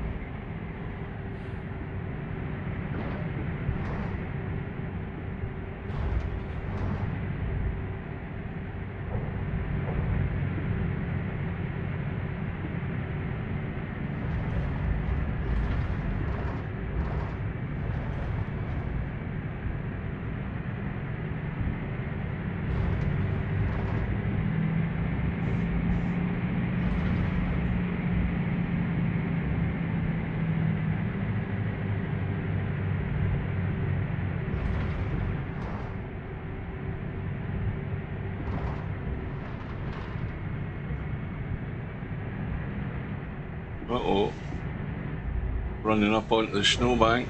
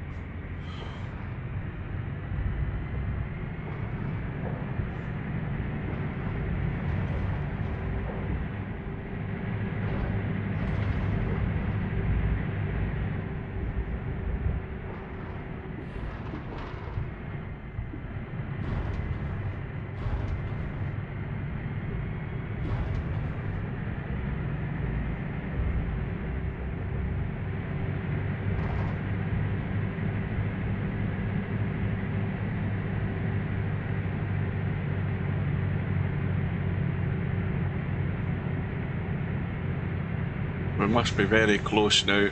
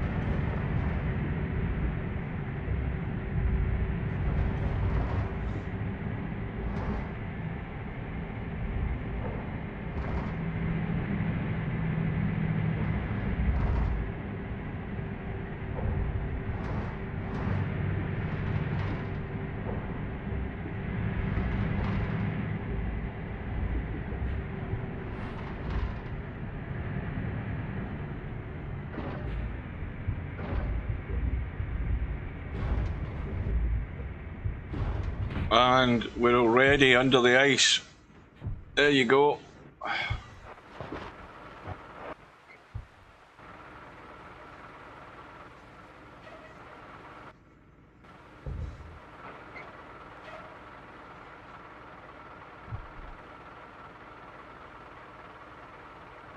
That's the problem with this section, is you end up doing an awful lot of this, where you just go straight through the ice, and the only means of recovery is to respawn your truck.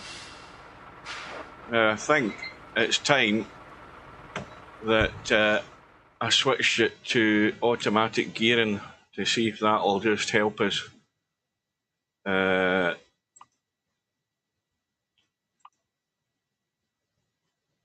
Go to simple automatic, and you can look and see. I mean, how are you meant to know that that is a hole in the road there, or a hole in the ice? Well, you don't. You just drive through it. Right, so I will respawn the truck there.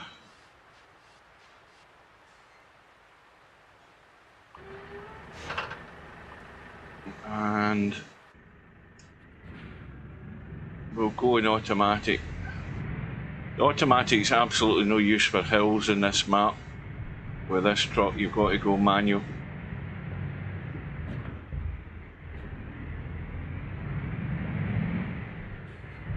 So it doesn't matter how good your truck is, you're just guessing that you're going to find a way through this. You see, the other problem with the automatic gears in this is the automatic gearbox is so poor, you're never going to make it right. That's no good. Forget that idea. Forget that. Where are we? Sequential. Right. Hang on.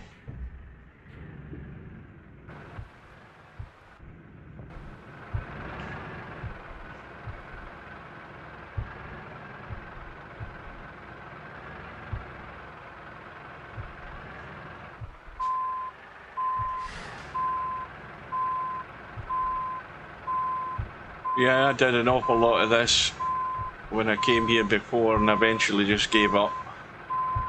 And this is not going to get us out of here.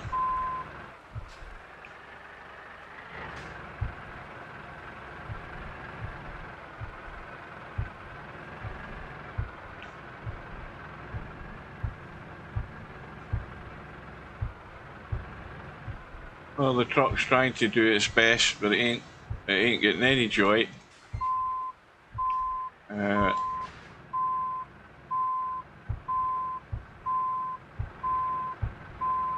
Reverse gear's doing absolutely nothing.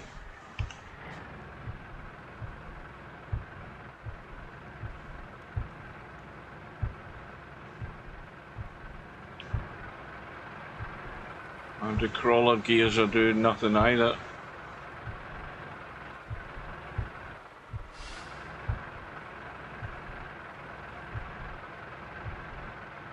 Like I said, to do this, to try and do anything in this map where you don't have the developer mode engaged, you're just an impossibility. You're going to end up like this situation where you can't do anything, and the only way of putting something right is to respawn your truck, which I'm just about to do. So we've gone basically 10 yards and we've got stuck twice, and we still haven't got a distance counter to let us know how far we've got to go. It's still too far, I'm willing to bet.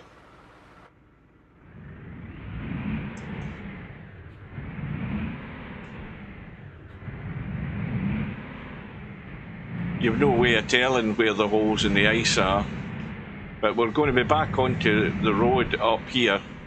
There we go again, almost.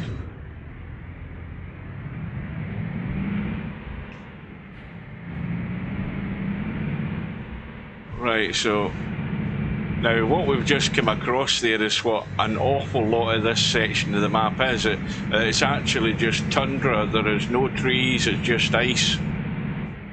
And the further we go this direction, the more that's where we're going to end up. But we've still to regain the GPS though, yeah, we're still to get to the junction. Let's go to the map. Now you see we are not far now. We cannot be that far.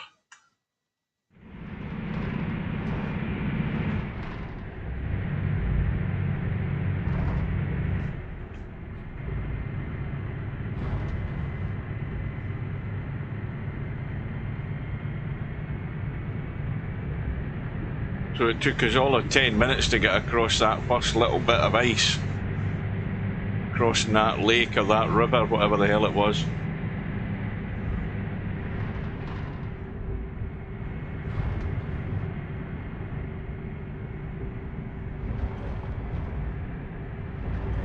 Now I've also, if I remember rightly, taken out the Russian to English translation mod so that we have to use the road signs. Sit back, relax. Well, there we go. Tones of James may guide you safely. Well, according to this, we've only got 48 miles to go. I thought we'd have a lot more. What could possibly go wrong? Right, so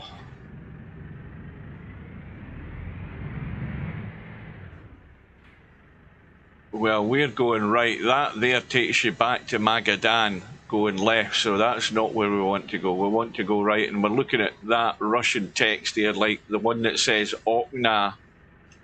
If we go to the map, and now again, ignore the red line because that's just a complete guess as to where you're going, but we may well be following the red line. But there's Okna there, so we're going right, and we've only got 48 miles to go, and that seems a lot shorter than I was thinking it would be, and that's where we're supposed to be going to. And now I don't know whether this is going to be mostly road or we're going to end up out onto the ice, but certainly all of this area here is all ice, a big chunk of it, so we'll eventually lose the trees if that's the case. On we go.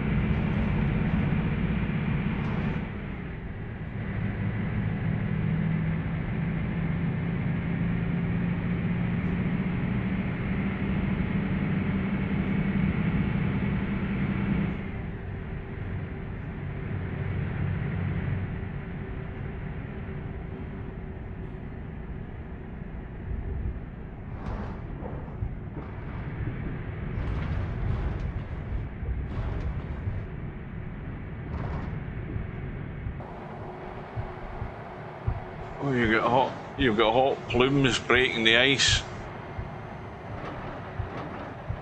So we're almost through this part.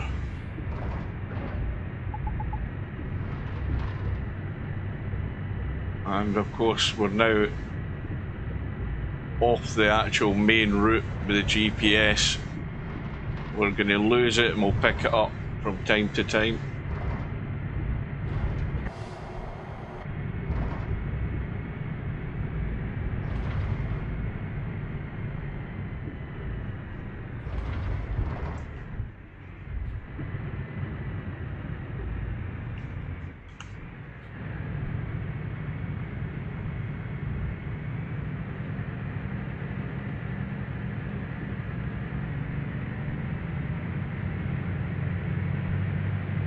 And you know, the road just becomes more and more vague as to what direction you're going and what track you're following.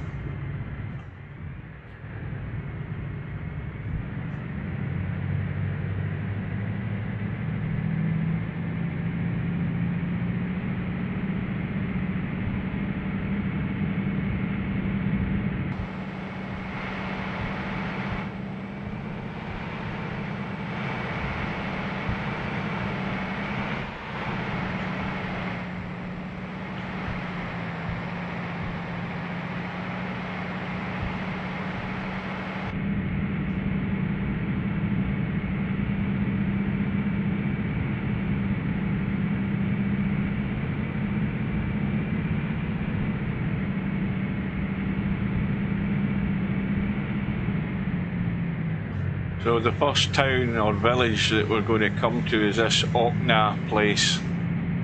That's not how it's obviously pronounced, but I sort of try and describe it the way it sort of looks like on the road sign.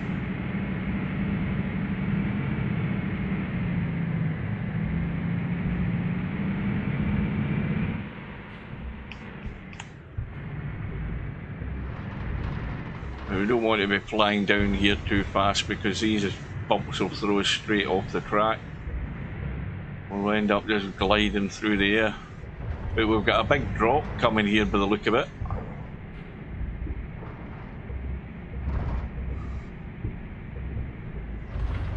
I just watch the speed.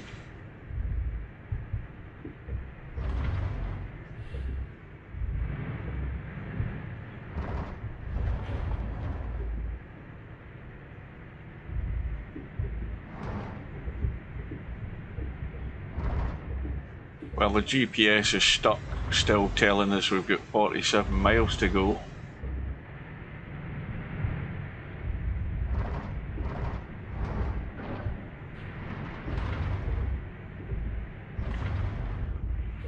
We're going too fast. We're going too fast, we can't make the turns. This is a big, heavy beast.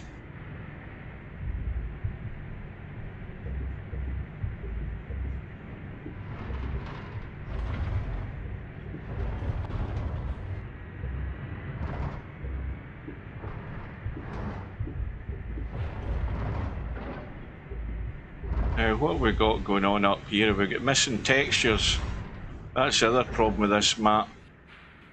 No, is that's water and ice. Right, hang on a minute, we've just stalled against the snowbank.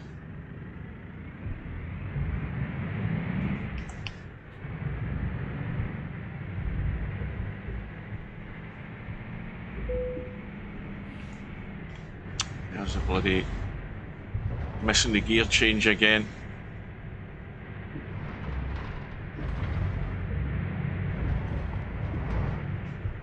Like I said, it eventually just opens out where the trees sort of disappear and you're in the open tundra. I think you know, there's still quite a bit to go in this.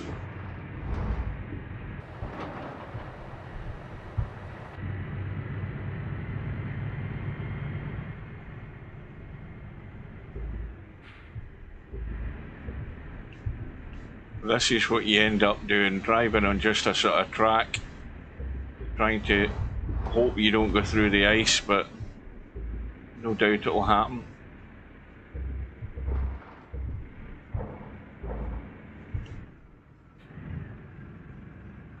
We've completely lost momentum there, and we're too high a gear for a start.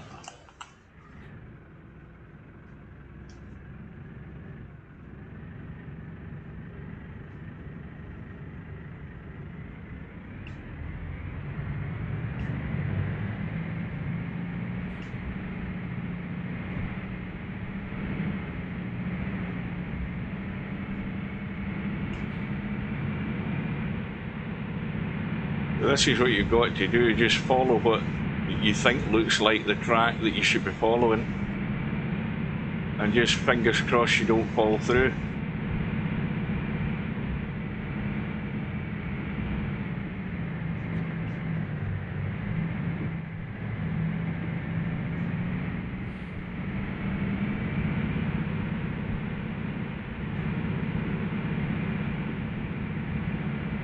Do I want to go up to 5th gear? I think I do.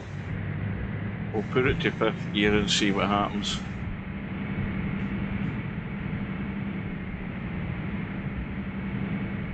Now this is the most, probably I mean, there are quite a few tortuous parts of this map, but this is one of them, especially when you're in a poorly set up truck to try and handle these bumps.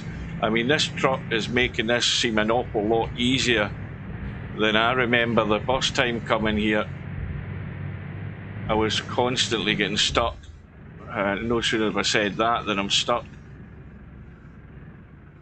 Yeah, the problem then going up the gear is that it then stops your momentum getting started again, so you got to go back down the gear. You know, I don't even think you can drive this area automatic gears. Now we're not moving at all. Try 2nd gear.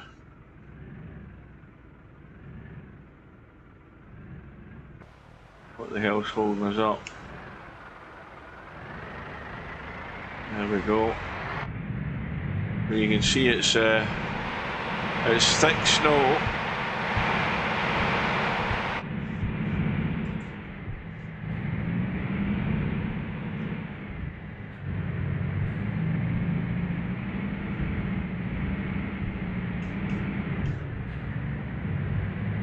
Well, that's why they have big, heavy off-road trucks in that part of the world. You know, the roads aren't maintained in these remote areas to any degree, and you know, unless you've got the proper vehicle, you never make it through here. Everything over there must be 4x4, and you need these big, heavy trucks with the off-road chassis to be able to handle this sort of stuff.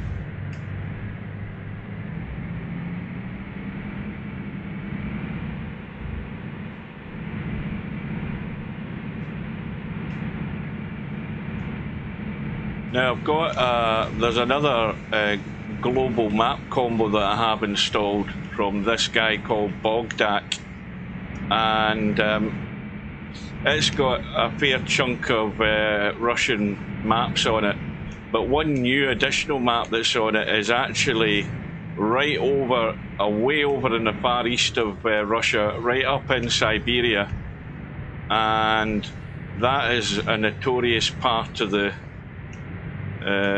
Russian land mass, because on this map, and I haven't been there yet, I haven't driven on that part of the map yet, I'm intending to at some point, but what I noticed is that there are 2 villages on it. They are quite famous villages. There is Oymyakon, and I've forgotten the name of the other one. The name just came into my head and went straight out my head. And both of those villages are the coldest living or coldest inhabited places on Earth. In Siberia, it goes down to -70. Tomtor, that's the name of it. They're quite close to one another. I don't know whether the map will be set in that part of the world in a winter mode, but the road that takes you, the old road that takes you to Oymyakon, is the notorious Road of Bones, in case anybody doesn't know. And the reason it's called the Road of Bones is it was built during Stalin's time, I think it was, and they used slave labour from the Russian prisons in Siberia, and many thousands died, and they were just buried at the side of the road, or they were buried under the road, so that's why it's called the Road of Bones. One of those World's Most Dangerous Roads programmes has got an episode in it with Ed Byrne and that other baldy guy. The two of them drive to, at least they try to drive to Oymyakon, and they were driving on roads like this, exactly like this, in a 4x4 car, and they couldn't make it. It was exactly like this. You know, rickety roads, rickety, worn out bridges, and they went off the road a couple of times. They just slid off the road into ditches and stuff.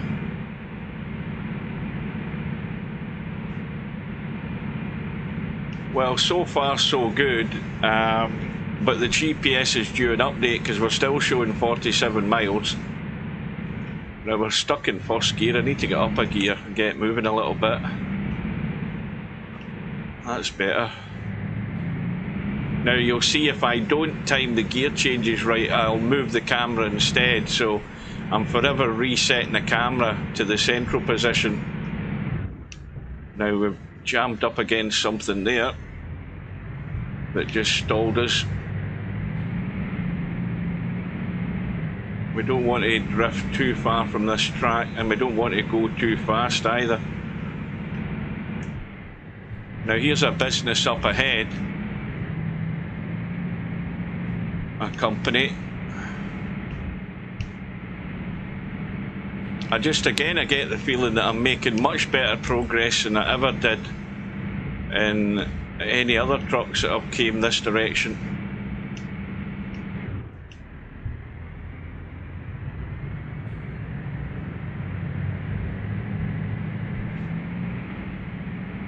So this will be this first location, I think. I can't remember the name of the place, but this should probably show up as being discovered, possibly. It might do, or it might not. We seem to be lying on a tilt at the moment. Now where the hell are we going? Are we actually still on the road? Yeah, this is the name of the village. That name there. Oka, something like that. And we're back onto the road.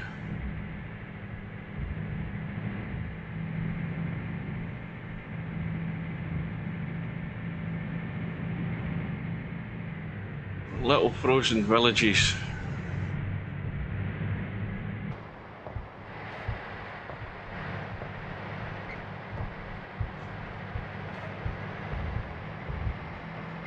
Oh, this is definitely colder than your deep freeze country that we're in now.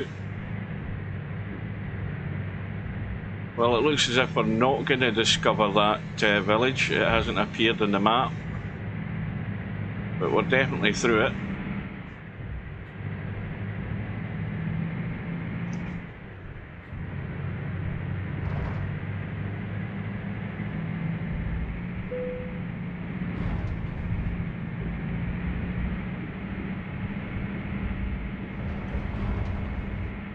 I'm wondering what's that cloud in front of us there? Hang on a minute.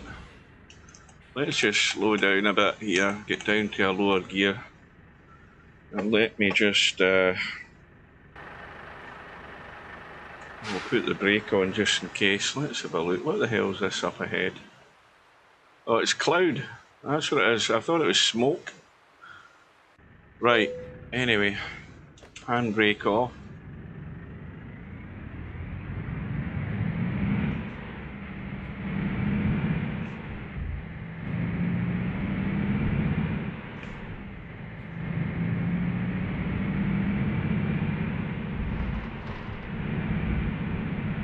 Well, for some reason again the GPS won't update itself because we're not near a proper road. Now we're back onto the ice.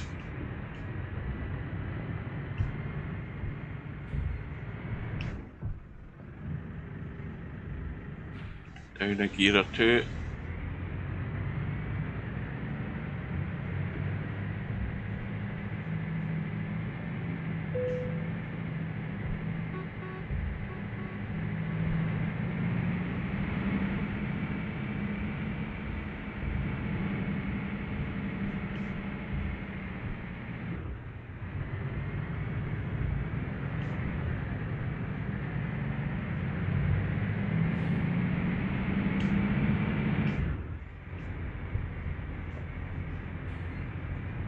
Just as you're getting that little bit of momentum, you hit something solid and it just kills you stone dead.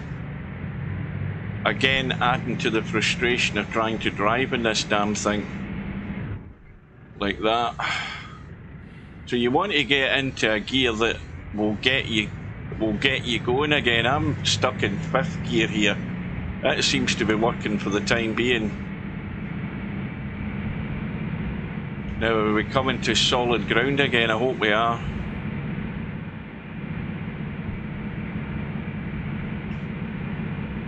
Now again, you know, doing this at night time is lunacy.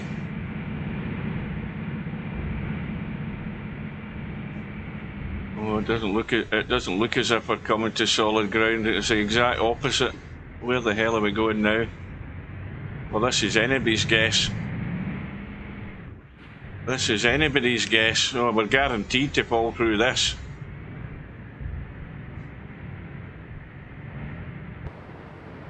Am I going to be lucky enough to get across this?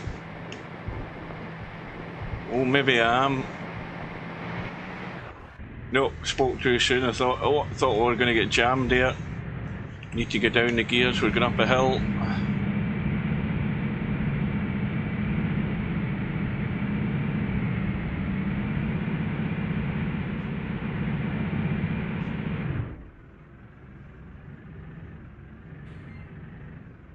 And again, whatever the hell it is, it's just killed us stone dead. Oh, we're going. GPS still to update, still saying 47 miles. I suppose it's worth the wait for the little surprise to tell you that you've actually done 3 miles when you've been at it for an hour and a half. You think you've travelled a long distance, and then you find you've only gone 3 miles once it updates itself. Oh no, this is just asking for trouble here. Back onto the ice. We're driving through like 3 feet of snow, and then you come to the ice, and then it's a complete lottery. This.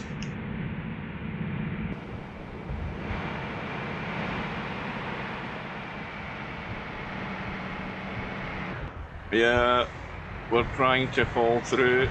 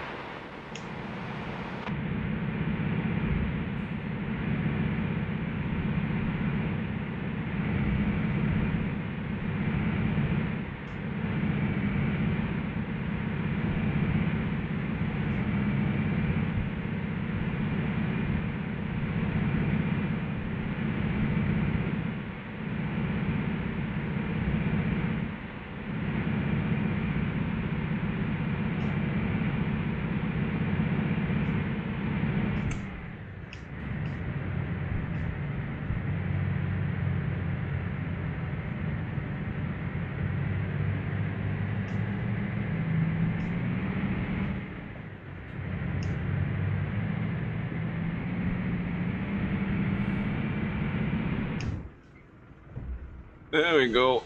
Every time, just when you think you're getting that little bit of momentum, boom, you hit. You don't know what the hell it is you're hitting, but whatever it is you hit, it's rock solid, and you end up coming to a complete halt.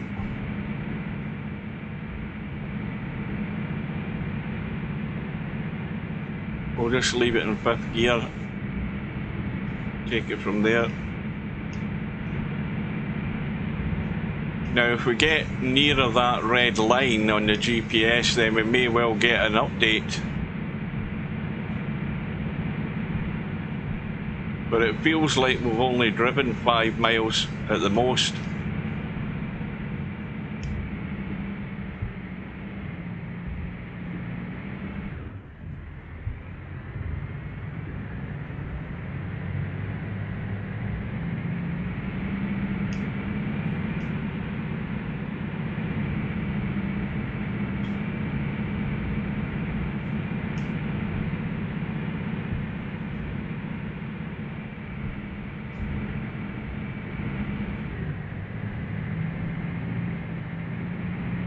We're back into forestry. I thought we'd seen the last of the trees.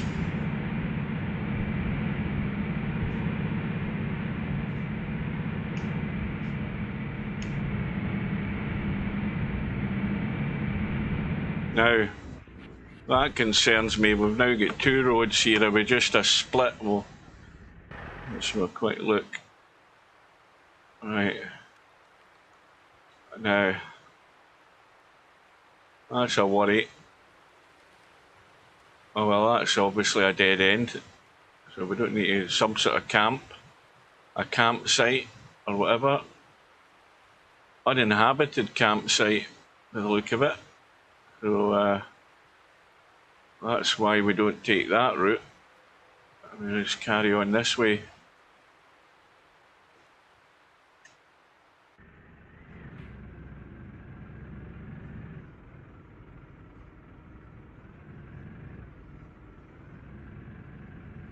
Again, we're in 5th gear trying to move. We might be too high a gear to get movement. It's trying to move. Right, we'll go down a couple of gears. Well, even this is struggling.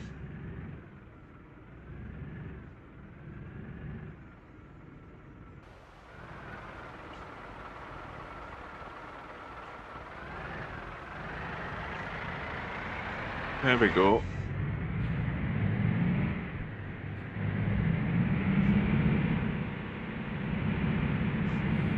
Not streaming fast, Eddie. No, I'm not, Slim. I'm taking a break.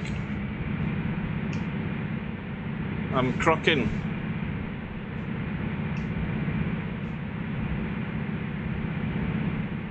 And then I'm going for my dinner.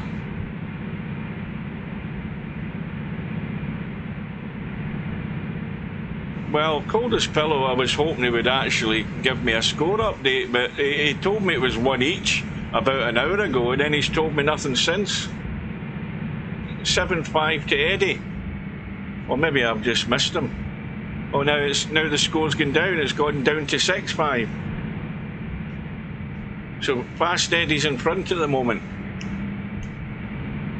Well, I think what I might do is once it gets to, if we ever get to a point where it tells me how many miles we've got to go, I'll call it quits, and we'll save that for a final part of this whole journey, and do it another day, maybe tomorrow. Right, up to 5th.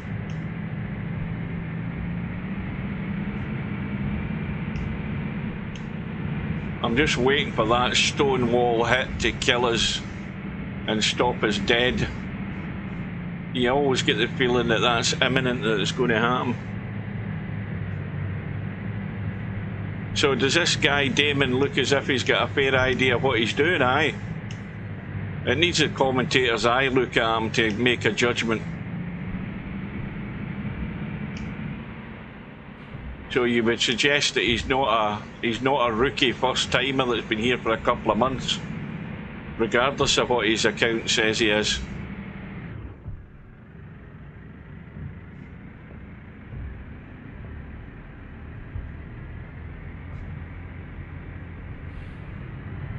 We're getting close to the red line, but we're still we're doing our best to stay away from it, because we still haven't updated. We're still stuck at 47 miles.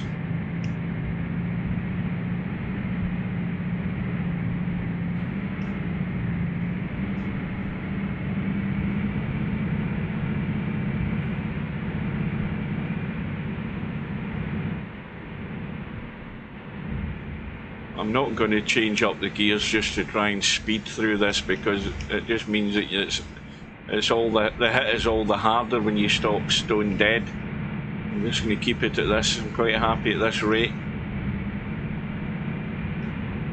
But we must be due a bloody refresh in this GPS. This is frustrating not knowing. Oh, here we go across the steam vents again. Now the far east of Russia is volcanic, remember, over in Kamchatka, because Kamchatka's on the Pacific coast, I think. Because then across the seaway, you're just across into Alaska at that point. But that's the notorious Ring of Fire that runs around the Pacific.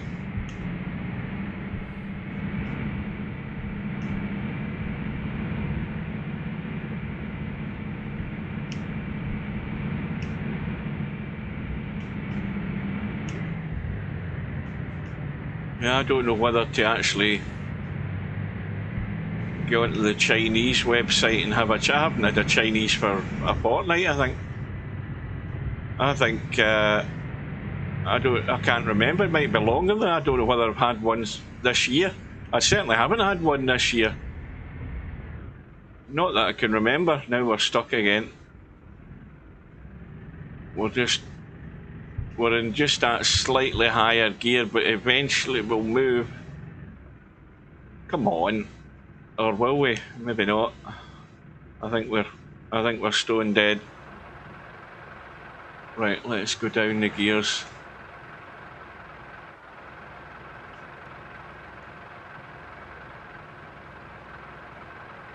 Right, down to second gear, see if that'll make a difference. There we are. Yeah. You do have to go down the gears to get momentum. I'm just reluctant to do it. And we're stuck again.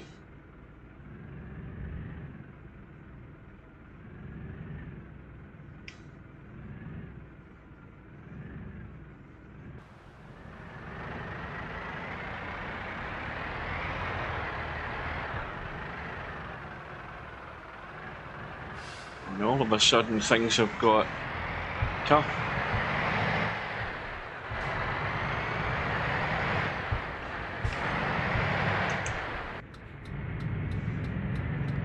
Now I've got the indicators on as well. Oh Jesus. Right, what are we up to? We're up to 5th gear again.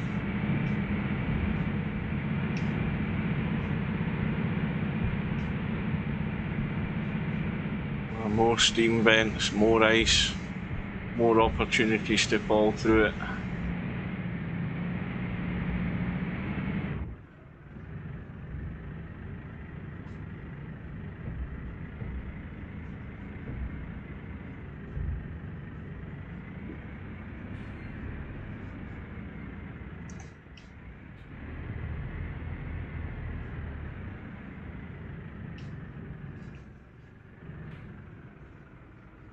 Now, why are we going so damn slow now? I've jumped down the gears, now nothing's happening.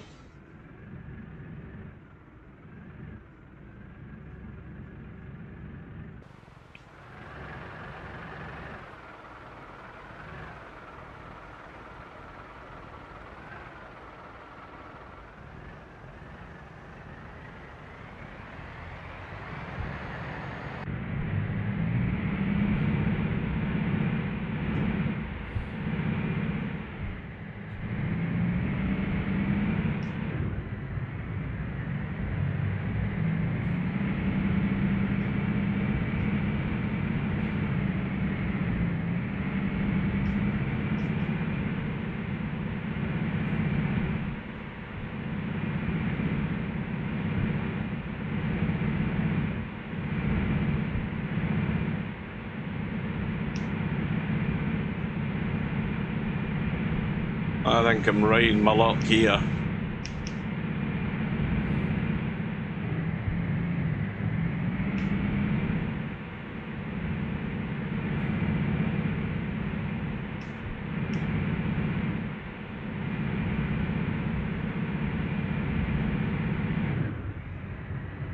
Well, there was ice road trucking in Eurotruck long before ice road trucking ever came to the TV.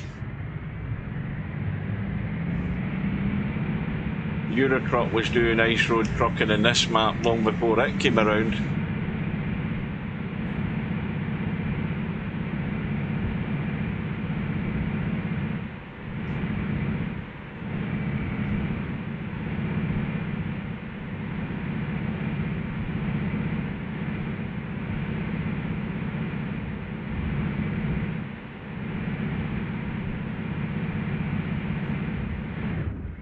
Yeah, it's what time is it now? It's actually 10 to 6 UK time here, and I'm starving, so it's definitely dinner time. I just need to try and get an update on this and how far we've still got to go. I'm guessing we've still got at least 30 miles to go, if not slightly more. And there's no way we'll do that in this session. And your average speed on this part of the map is barely more than 5 miles an hour for most of it, I think. Maybe 10 at a push.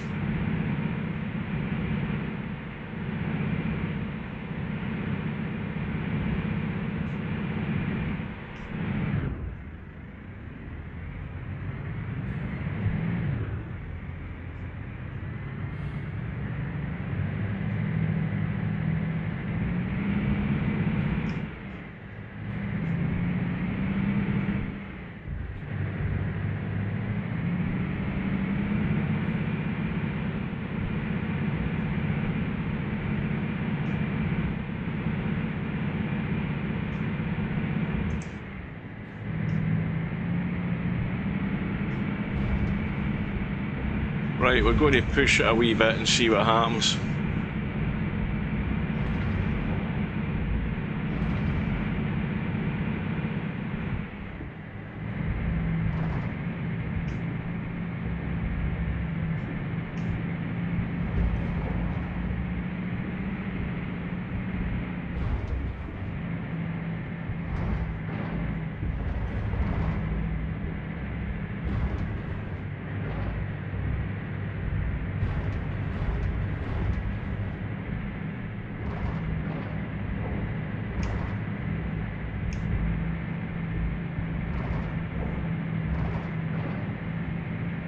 We're getting desperately close to that red line.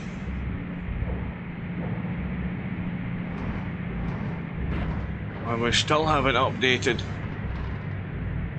Getting close to it.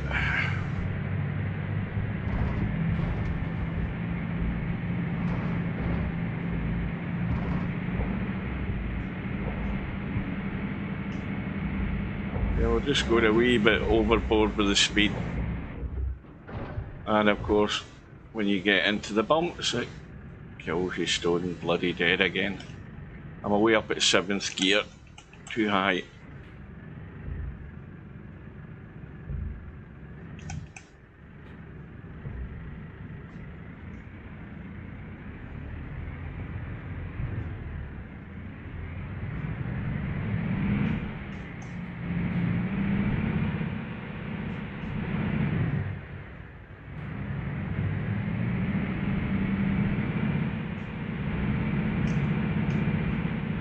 Again, I'm not getting the changing of the gears timed right.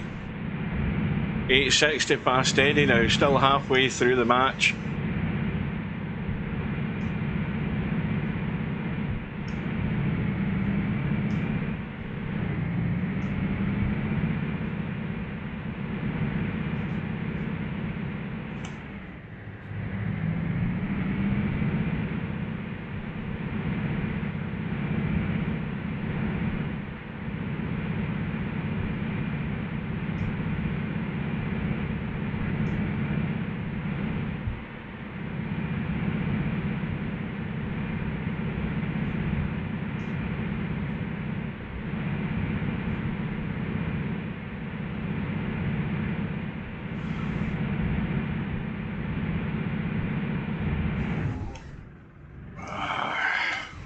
Quick look at the map. Right. So we went through those locations there, never discovered any of them. Well, sorry, that location, not them. We started from there. We went through that one. We never actually discovered it. It didn't pop up. We're still sort of heading in the general direction of the road that's shown there, but the next location is that one. It looks like Beppe 3 Obo.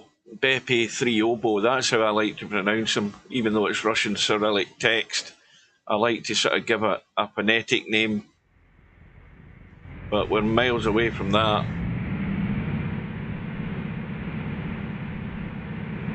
So there's absolutely no civilization here at all. You're on your own, folks.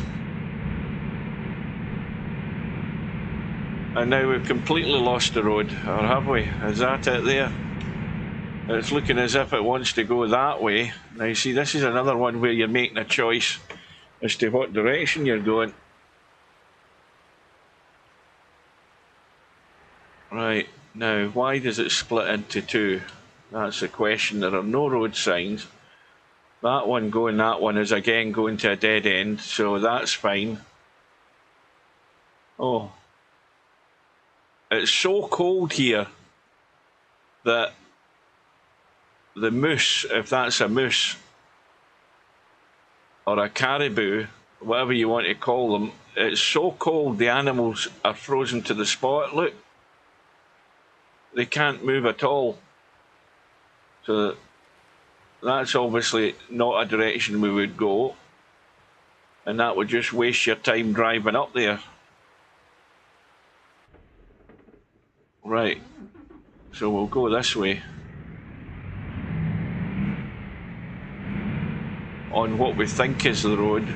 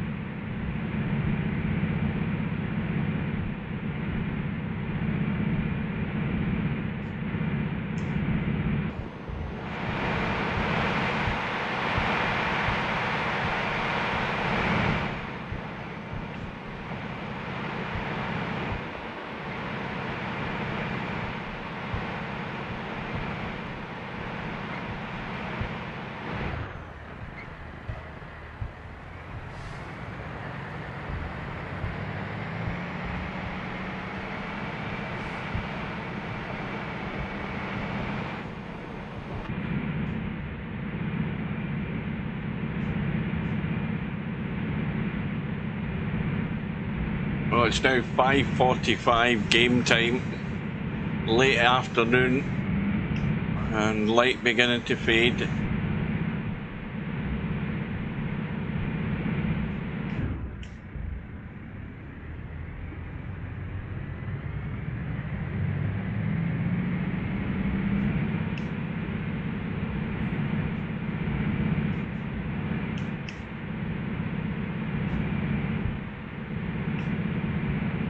What time did that match start? Was it 4:45 or something?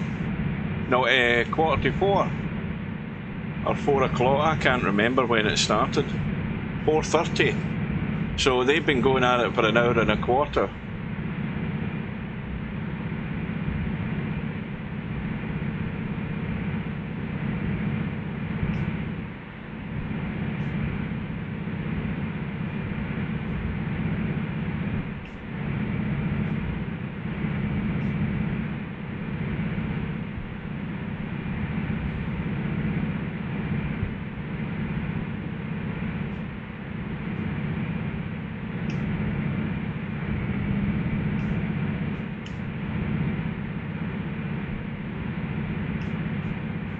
When I first came to this part of this map, way back in the day, I wasn't aware of In fact, I don't think I was aware of whether we had off-road trucks at that time. But certainly none of them are as good as this one for this sort of surface.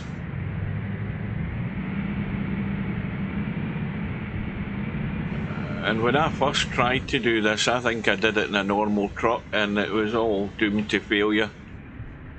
And I vowed I would never be back.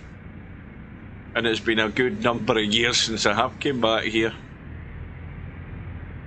It must be maybe, I don't know, it could be about 7 years ago the last time I was at this part of the map.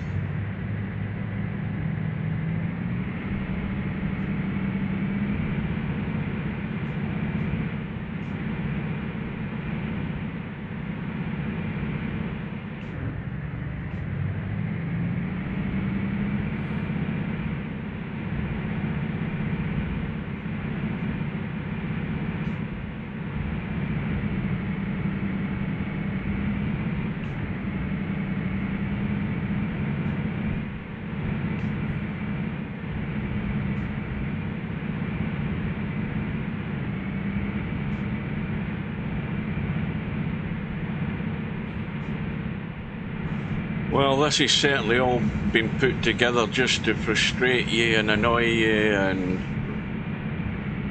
wish you'd never come here. Now there's another detour. Is this the same idea?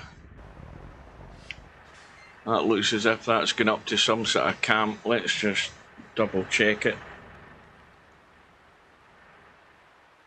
Or it might be that it's yeah, it is, it's going to another camp. That's fine, as long as we don't take that route. So now wait a minute here though, hang on, we've got two directions. That's another camp, so that's another misleading route, so we're going straight ahead then. That's where we're going.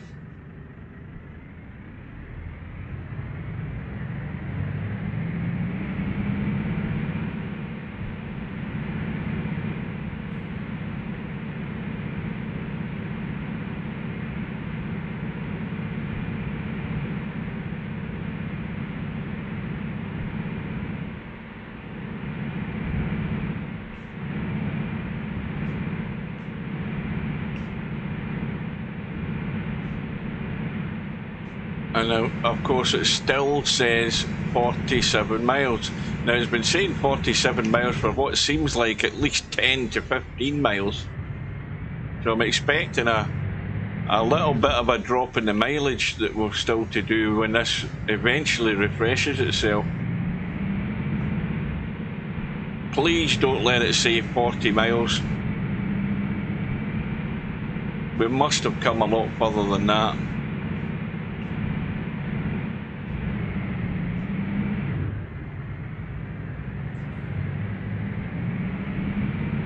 Now the other thing I've also noticed in this section is that there's not a heck of a lot of places where you can take a rest break, which especially when it's coming to darkness, you don't want to be driving in darkness. You want to take an overnight rest and start the next morning when there's some daylight. But you can't do that unless there's a place where you can take a rest. Now fortunately in this map you can do that by generally siding along, going alongside a parked truck, because the resting locations are not all visibly marked on the map. You can actually find resting stations next to a truck, which I don't think any other maps do that. I think this is the only map I've ever experienced where that you can't necessarily see all the resting places, but provided you can drop next to a parked truck, you can generally find a resting place next to one.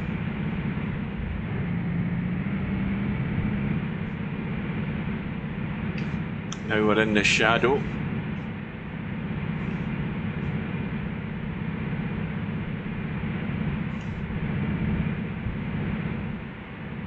It gets so boring and long on this section. you're hoping that there is a little hamlet or something that you're driving through just to change the scenery, because all you're seeing is trees and snow and more trees and more snow, and then some ice and then some more snow. Then the truck grinds to a halt and you have to restart. And another bump and another stall. Restart again, just like this.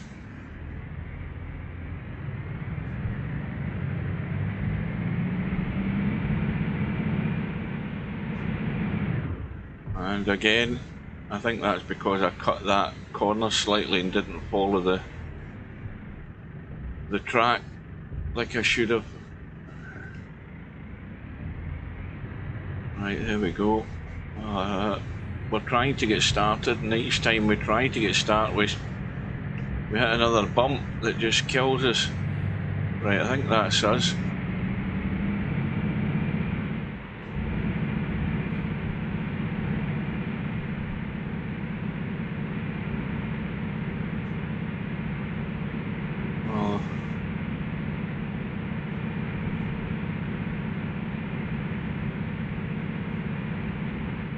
Wait a minute here, what's going on here? We've now got suspicious looking tracks that are going all over the bloody place here. There we are, and we are through the map, and that's what happens. You imagine doing that at night time. Now that truck is gone. That truck is gone because we followed a track that wasn't the right one. See, you've got multiple tracks here, having you completely guessing as to what bloody route you're taking, and this is the frustrating bit. You pick the wrong one and you go through the ice. So we'll respawn here. And let's see where that takes us. I have no idea, but I'm hedging my bets that we're going to fall through the ice again. It tried to do it there. I'm not even aware that I'm actually following any particular track now. I'm just completely guessing. I might as well be driving blindfold. And again, a perfect example of why I gave up this trip in the past. I'd quit long before now, I can tell you that. I'd quit a long while ago. Right, this seems like a track, but we want to go that way. Is that not the sign we have to drive under? And we're going again. And now we've jackknifed, and we're almost through the ice.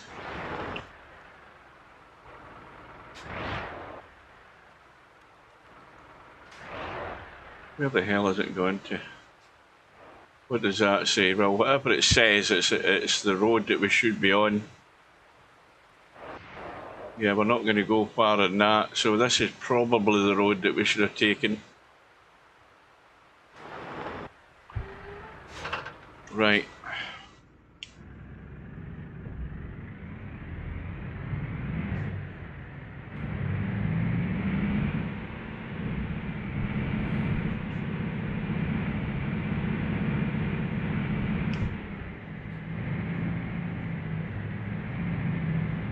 It's so nice that you put that sign there just to give you a little bit of hope. Well, I think we're on solid ground again, except it's 3 foot deep in snow.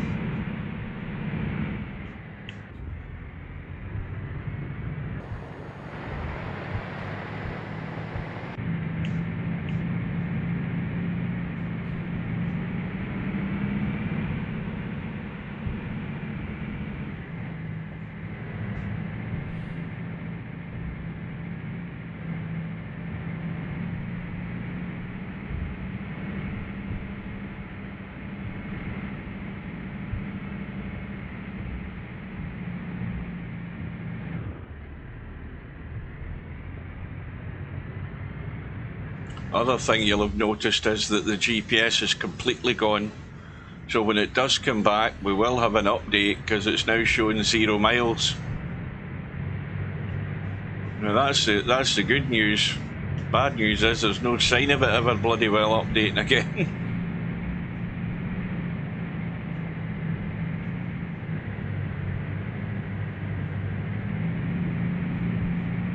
That's just the sun reflecting off the rocks there. I wonder what that was up ahead.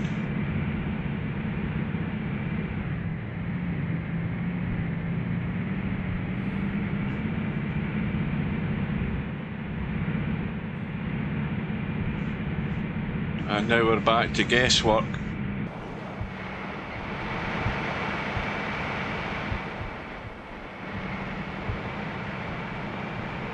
Oh, we're going completely blank as to where the road is.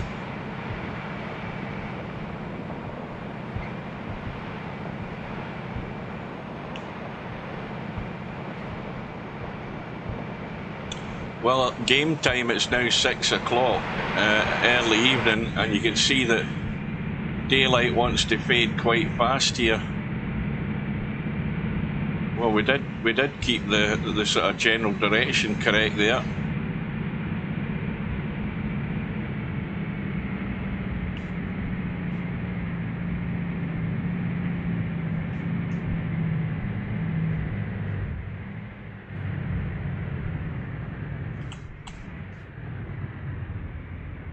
We got up a hill.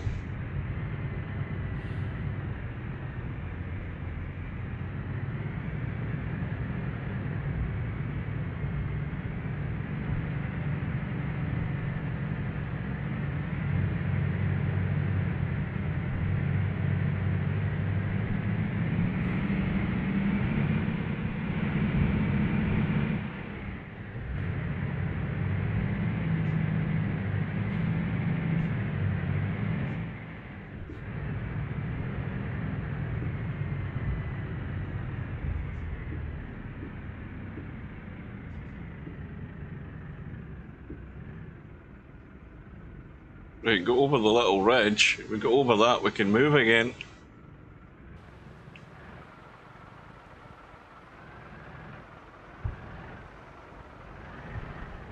There we go.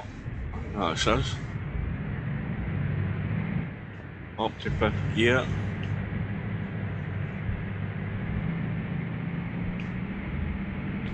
What does 8 a piece mean? Rest in peace?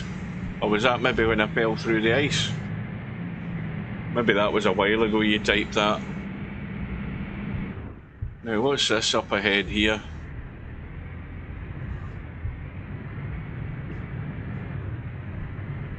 Oh, it's more steam vents.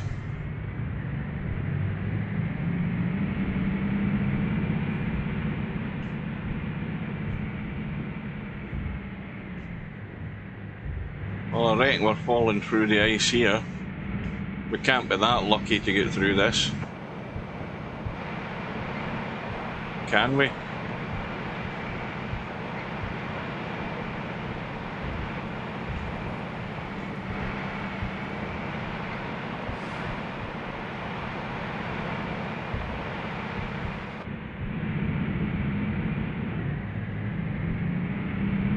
Well, we got through it.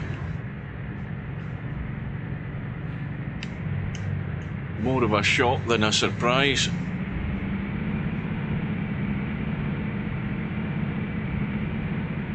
Why are we starting to drift right? Oh no, here we go again. Absolutely no clue where we're going. And daylight is definitely disappearing rather too rapidly for my liking.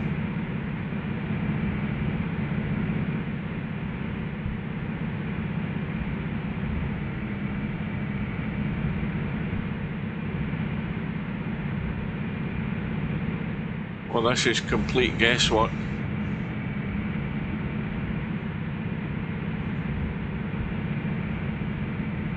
I assume we're turning this way a little bit because I have no idea. I'm just going between the trees and I've fallen through the map again.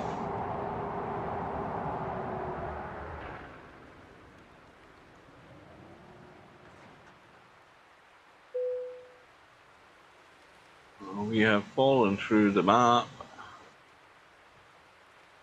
and we are now just breaking surface again. Now, what the hell direction were we going? Well, we're going this direction, I think.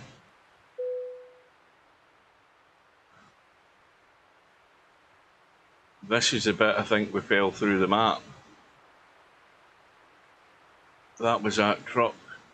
Right, so we're up to here. And that's what's supposedly the road.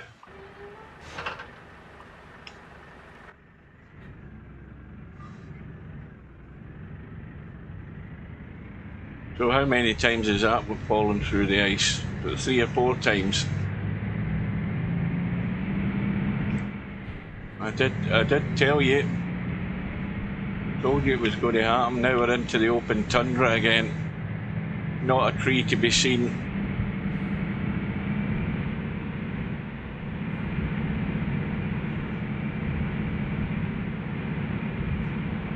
And now the road's threatening to disappear again.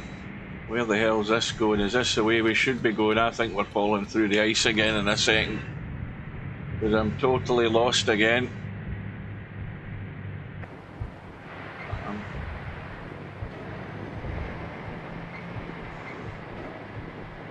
I'm just looking for any sort of inclination that we've got some sort of road here. I think this is it.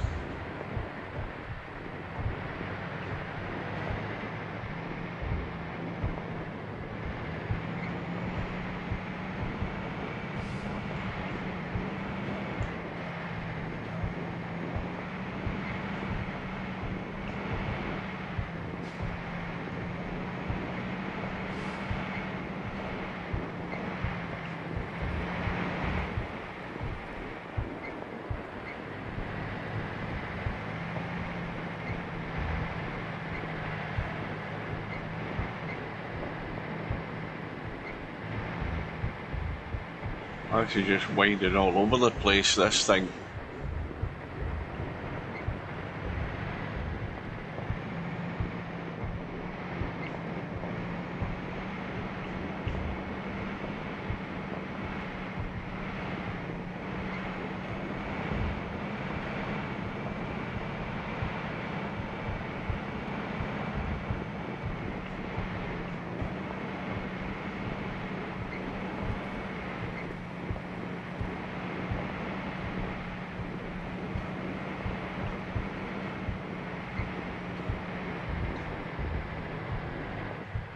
I am just winging this.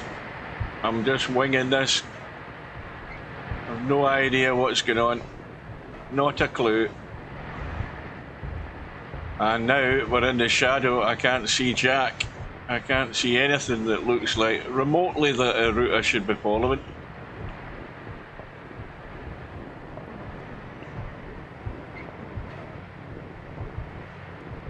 Now again, we've got a split in the road here. Let's have a look. It's looking like it. Hang on a minute. Let's get that out the way.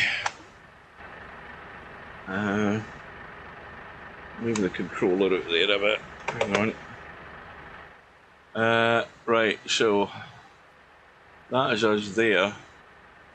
This just goes up and around there for no particular reason. That is absolutely no road at all. There's a sort of rough guide that there's something there. But let's be quite honest, there's practically very little to give you that much of a clue as to where you're going. Right, well, on we go. Just hoping we don't fall through the ice again.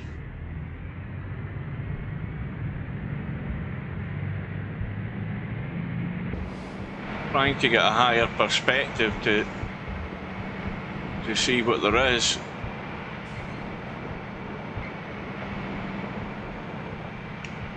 I think that's it there on the right.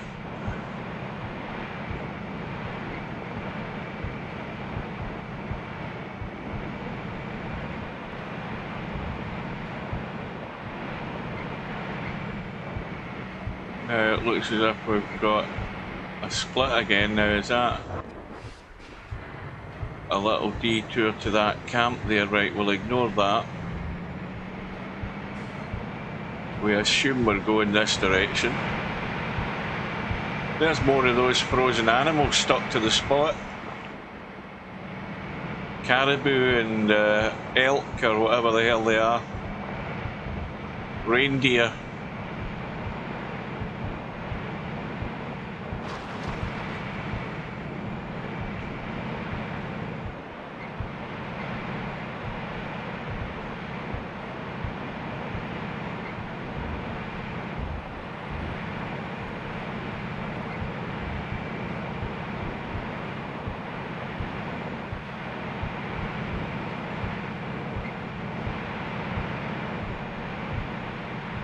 Now we're back to more trees.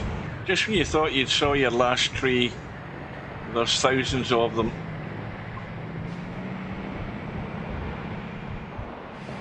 I just wish we were in something a little bit more reliable. Well, this is a wee bit better as a general guidance as to where we're going. Oh, again, big stall. Don't tell me those things aren't put in there just to frustrate you even more. Now we're losing the road again, oh god. Or we're losing the guide, we're now into the little snaky designs in the snow. Just to pull us into falling them into a crevasse.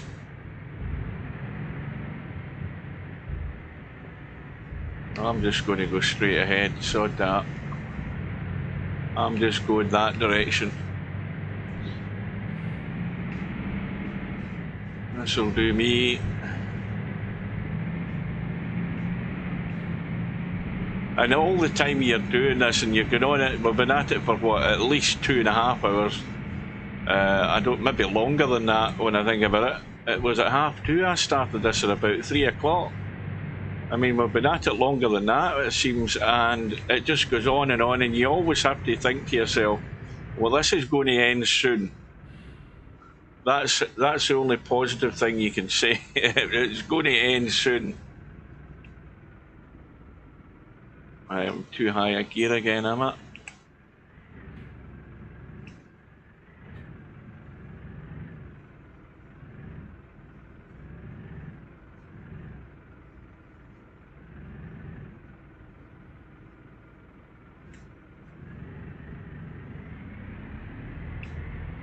Got to get all the axles over that little ridge before we start moving properly.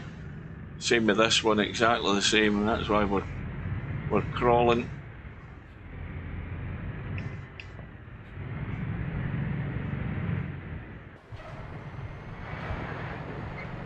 Now again, it's anybody's guess where we're going here. I have no idea. I am going to go that way. In fact, we're now driving through water, we're not driving through ice. Right, well there's looks like a track. That was a lucky guess. That's just flying by the seat of your pants, that is.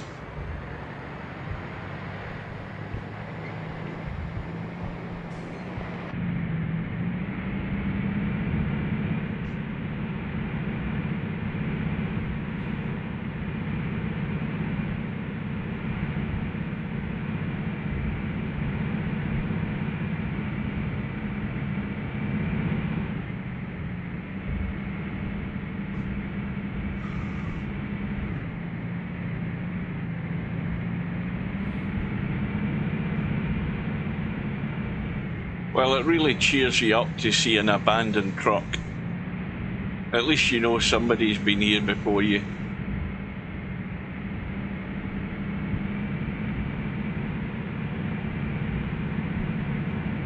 Now, if I had slowed down there, I could have probably took a rest next time, but the problem is it's too early to take a rest.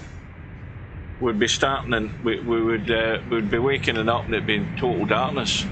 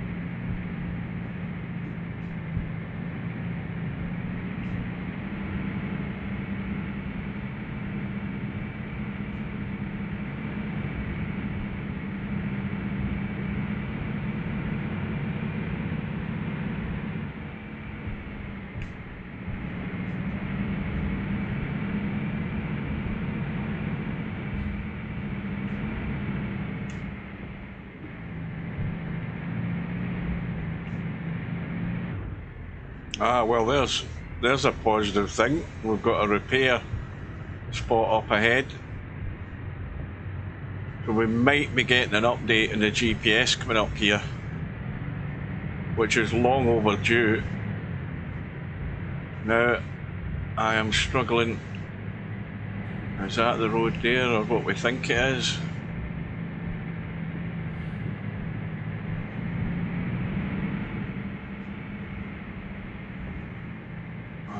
This is threatening to go wrong again. I'm totally bewildered again. I think that's the sort of track there, the general idea of where we should be going.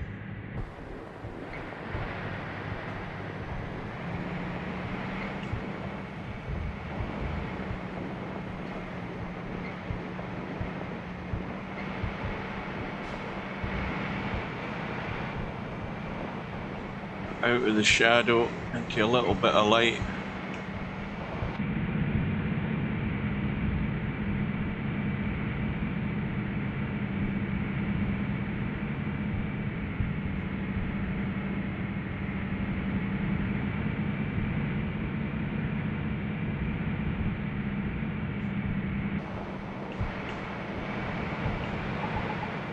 Well, there we go, final update. And we've got 31 miles to go still. Well, it's just dropped to 30. But when we get to this repair spot, that's where we're calling it quits. Whatever the hell it is. The little spanner. There it is.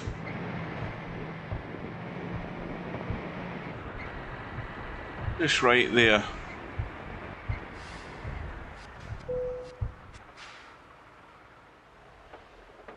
Right, so where have we came from today? Well, this is where we initially started, down in Kamchatka, and then we went off-road, through the muddy tracks, through the forest, up the mountain, down the mountain, up the mountain, down the mountain. We went through the forest. Then we went along the cliff edge, and we thought we were finished. Then we went along the other side of the cliff edge. Then we went back onto the grass, found the bridge, eventually found the road, found the winter, landed on the main route, and that's as far as we've got. We've got there after all of that trudging. We've got this far, and we still have 31 miles to go, and that's the 31 miles that we have on this 1-to-1 scale map from there to there. And we will have to do that some other time, because that is us done. I am going for my dinner. I might just pop into VP4 and have a quick look at what's happening in that match, but I am starving. So thanks for watching. Take care, and we'll see you for, hopefully, the final part of this when it comes around. See you later.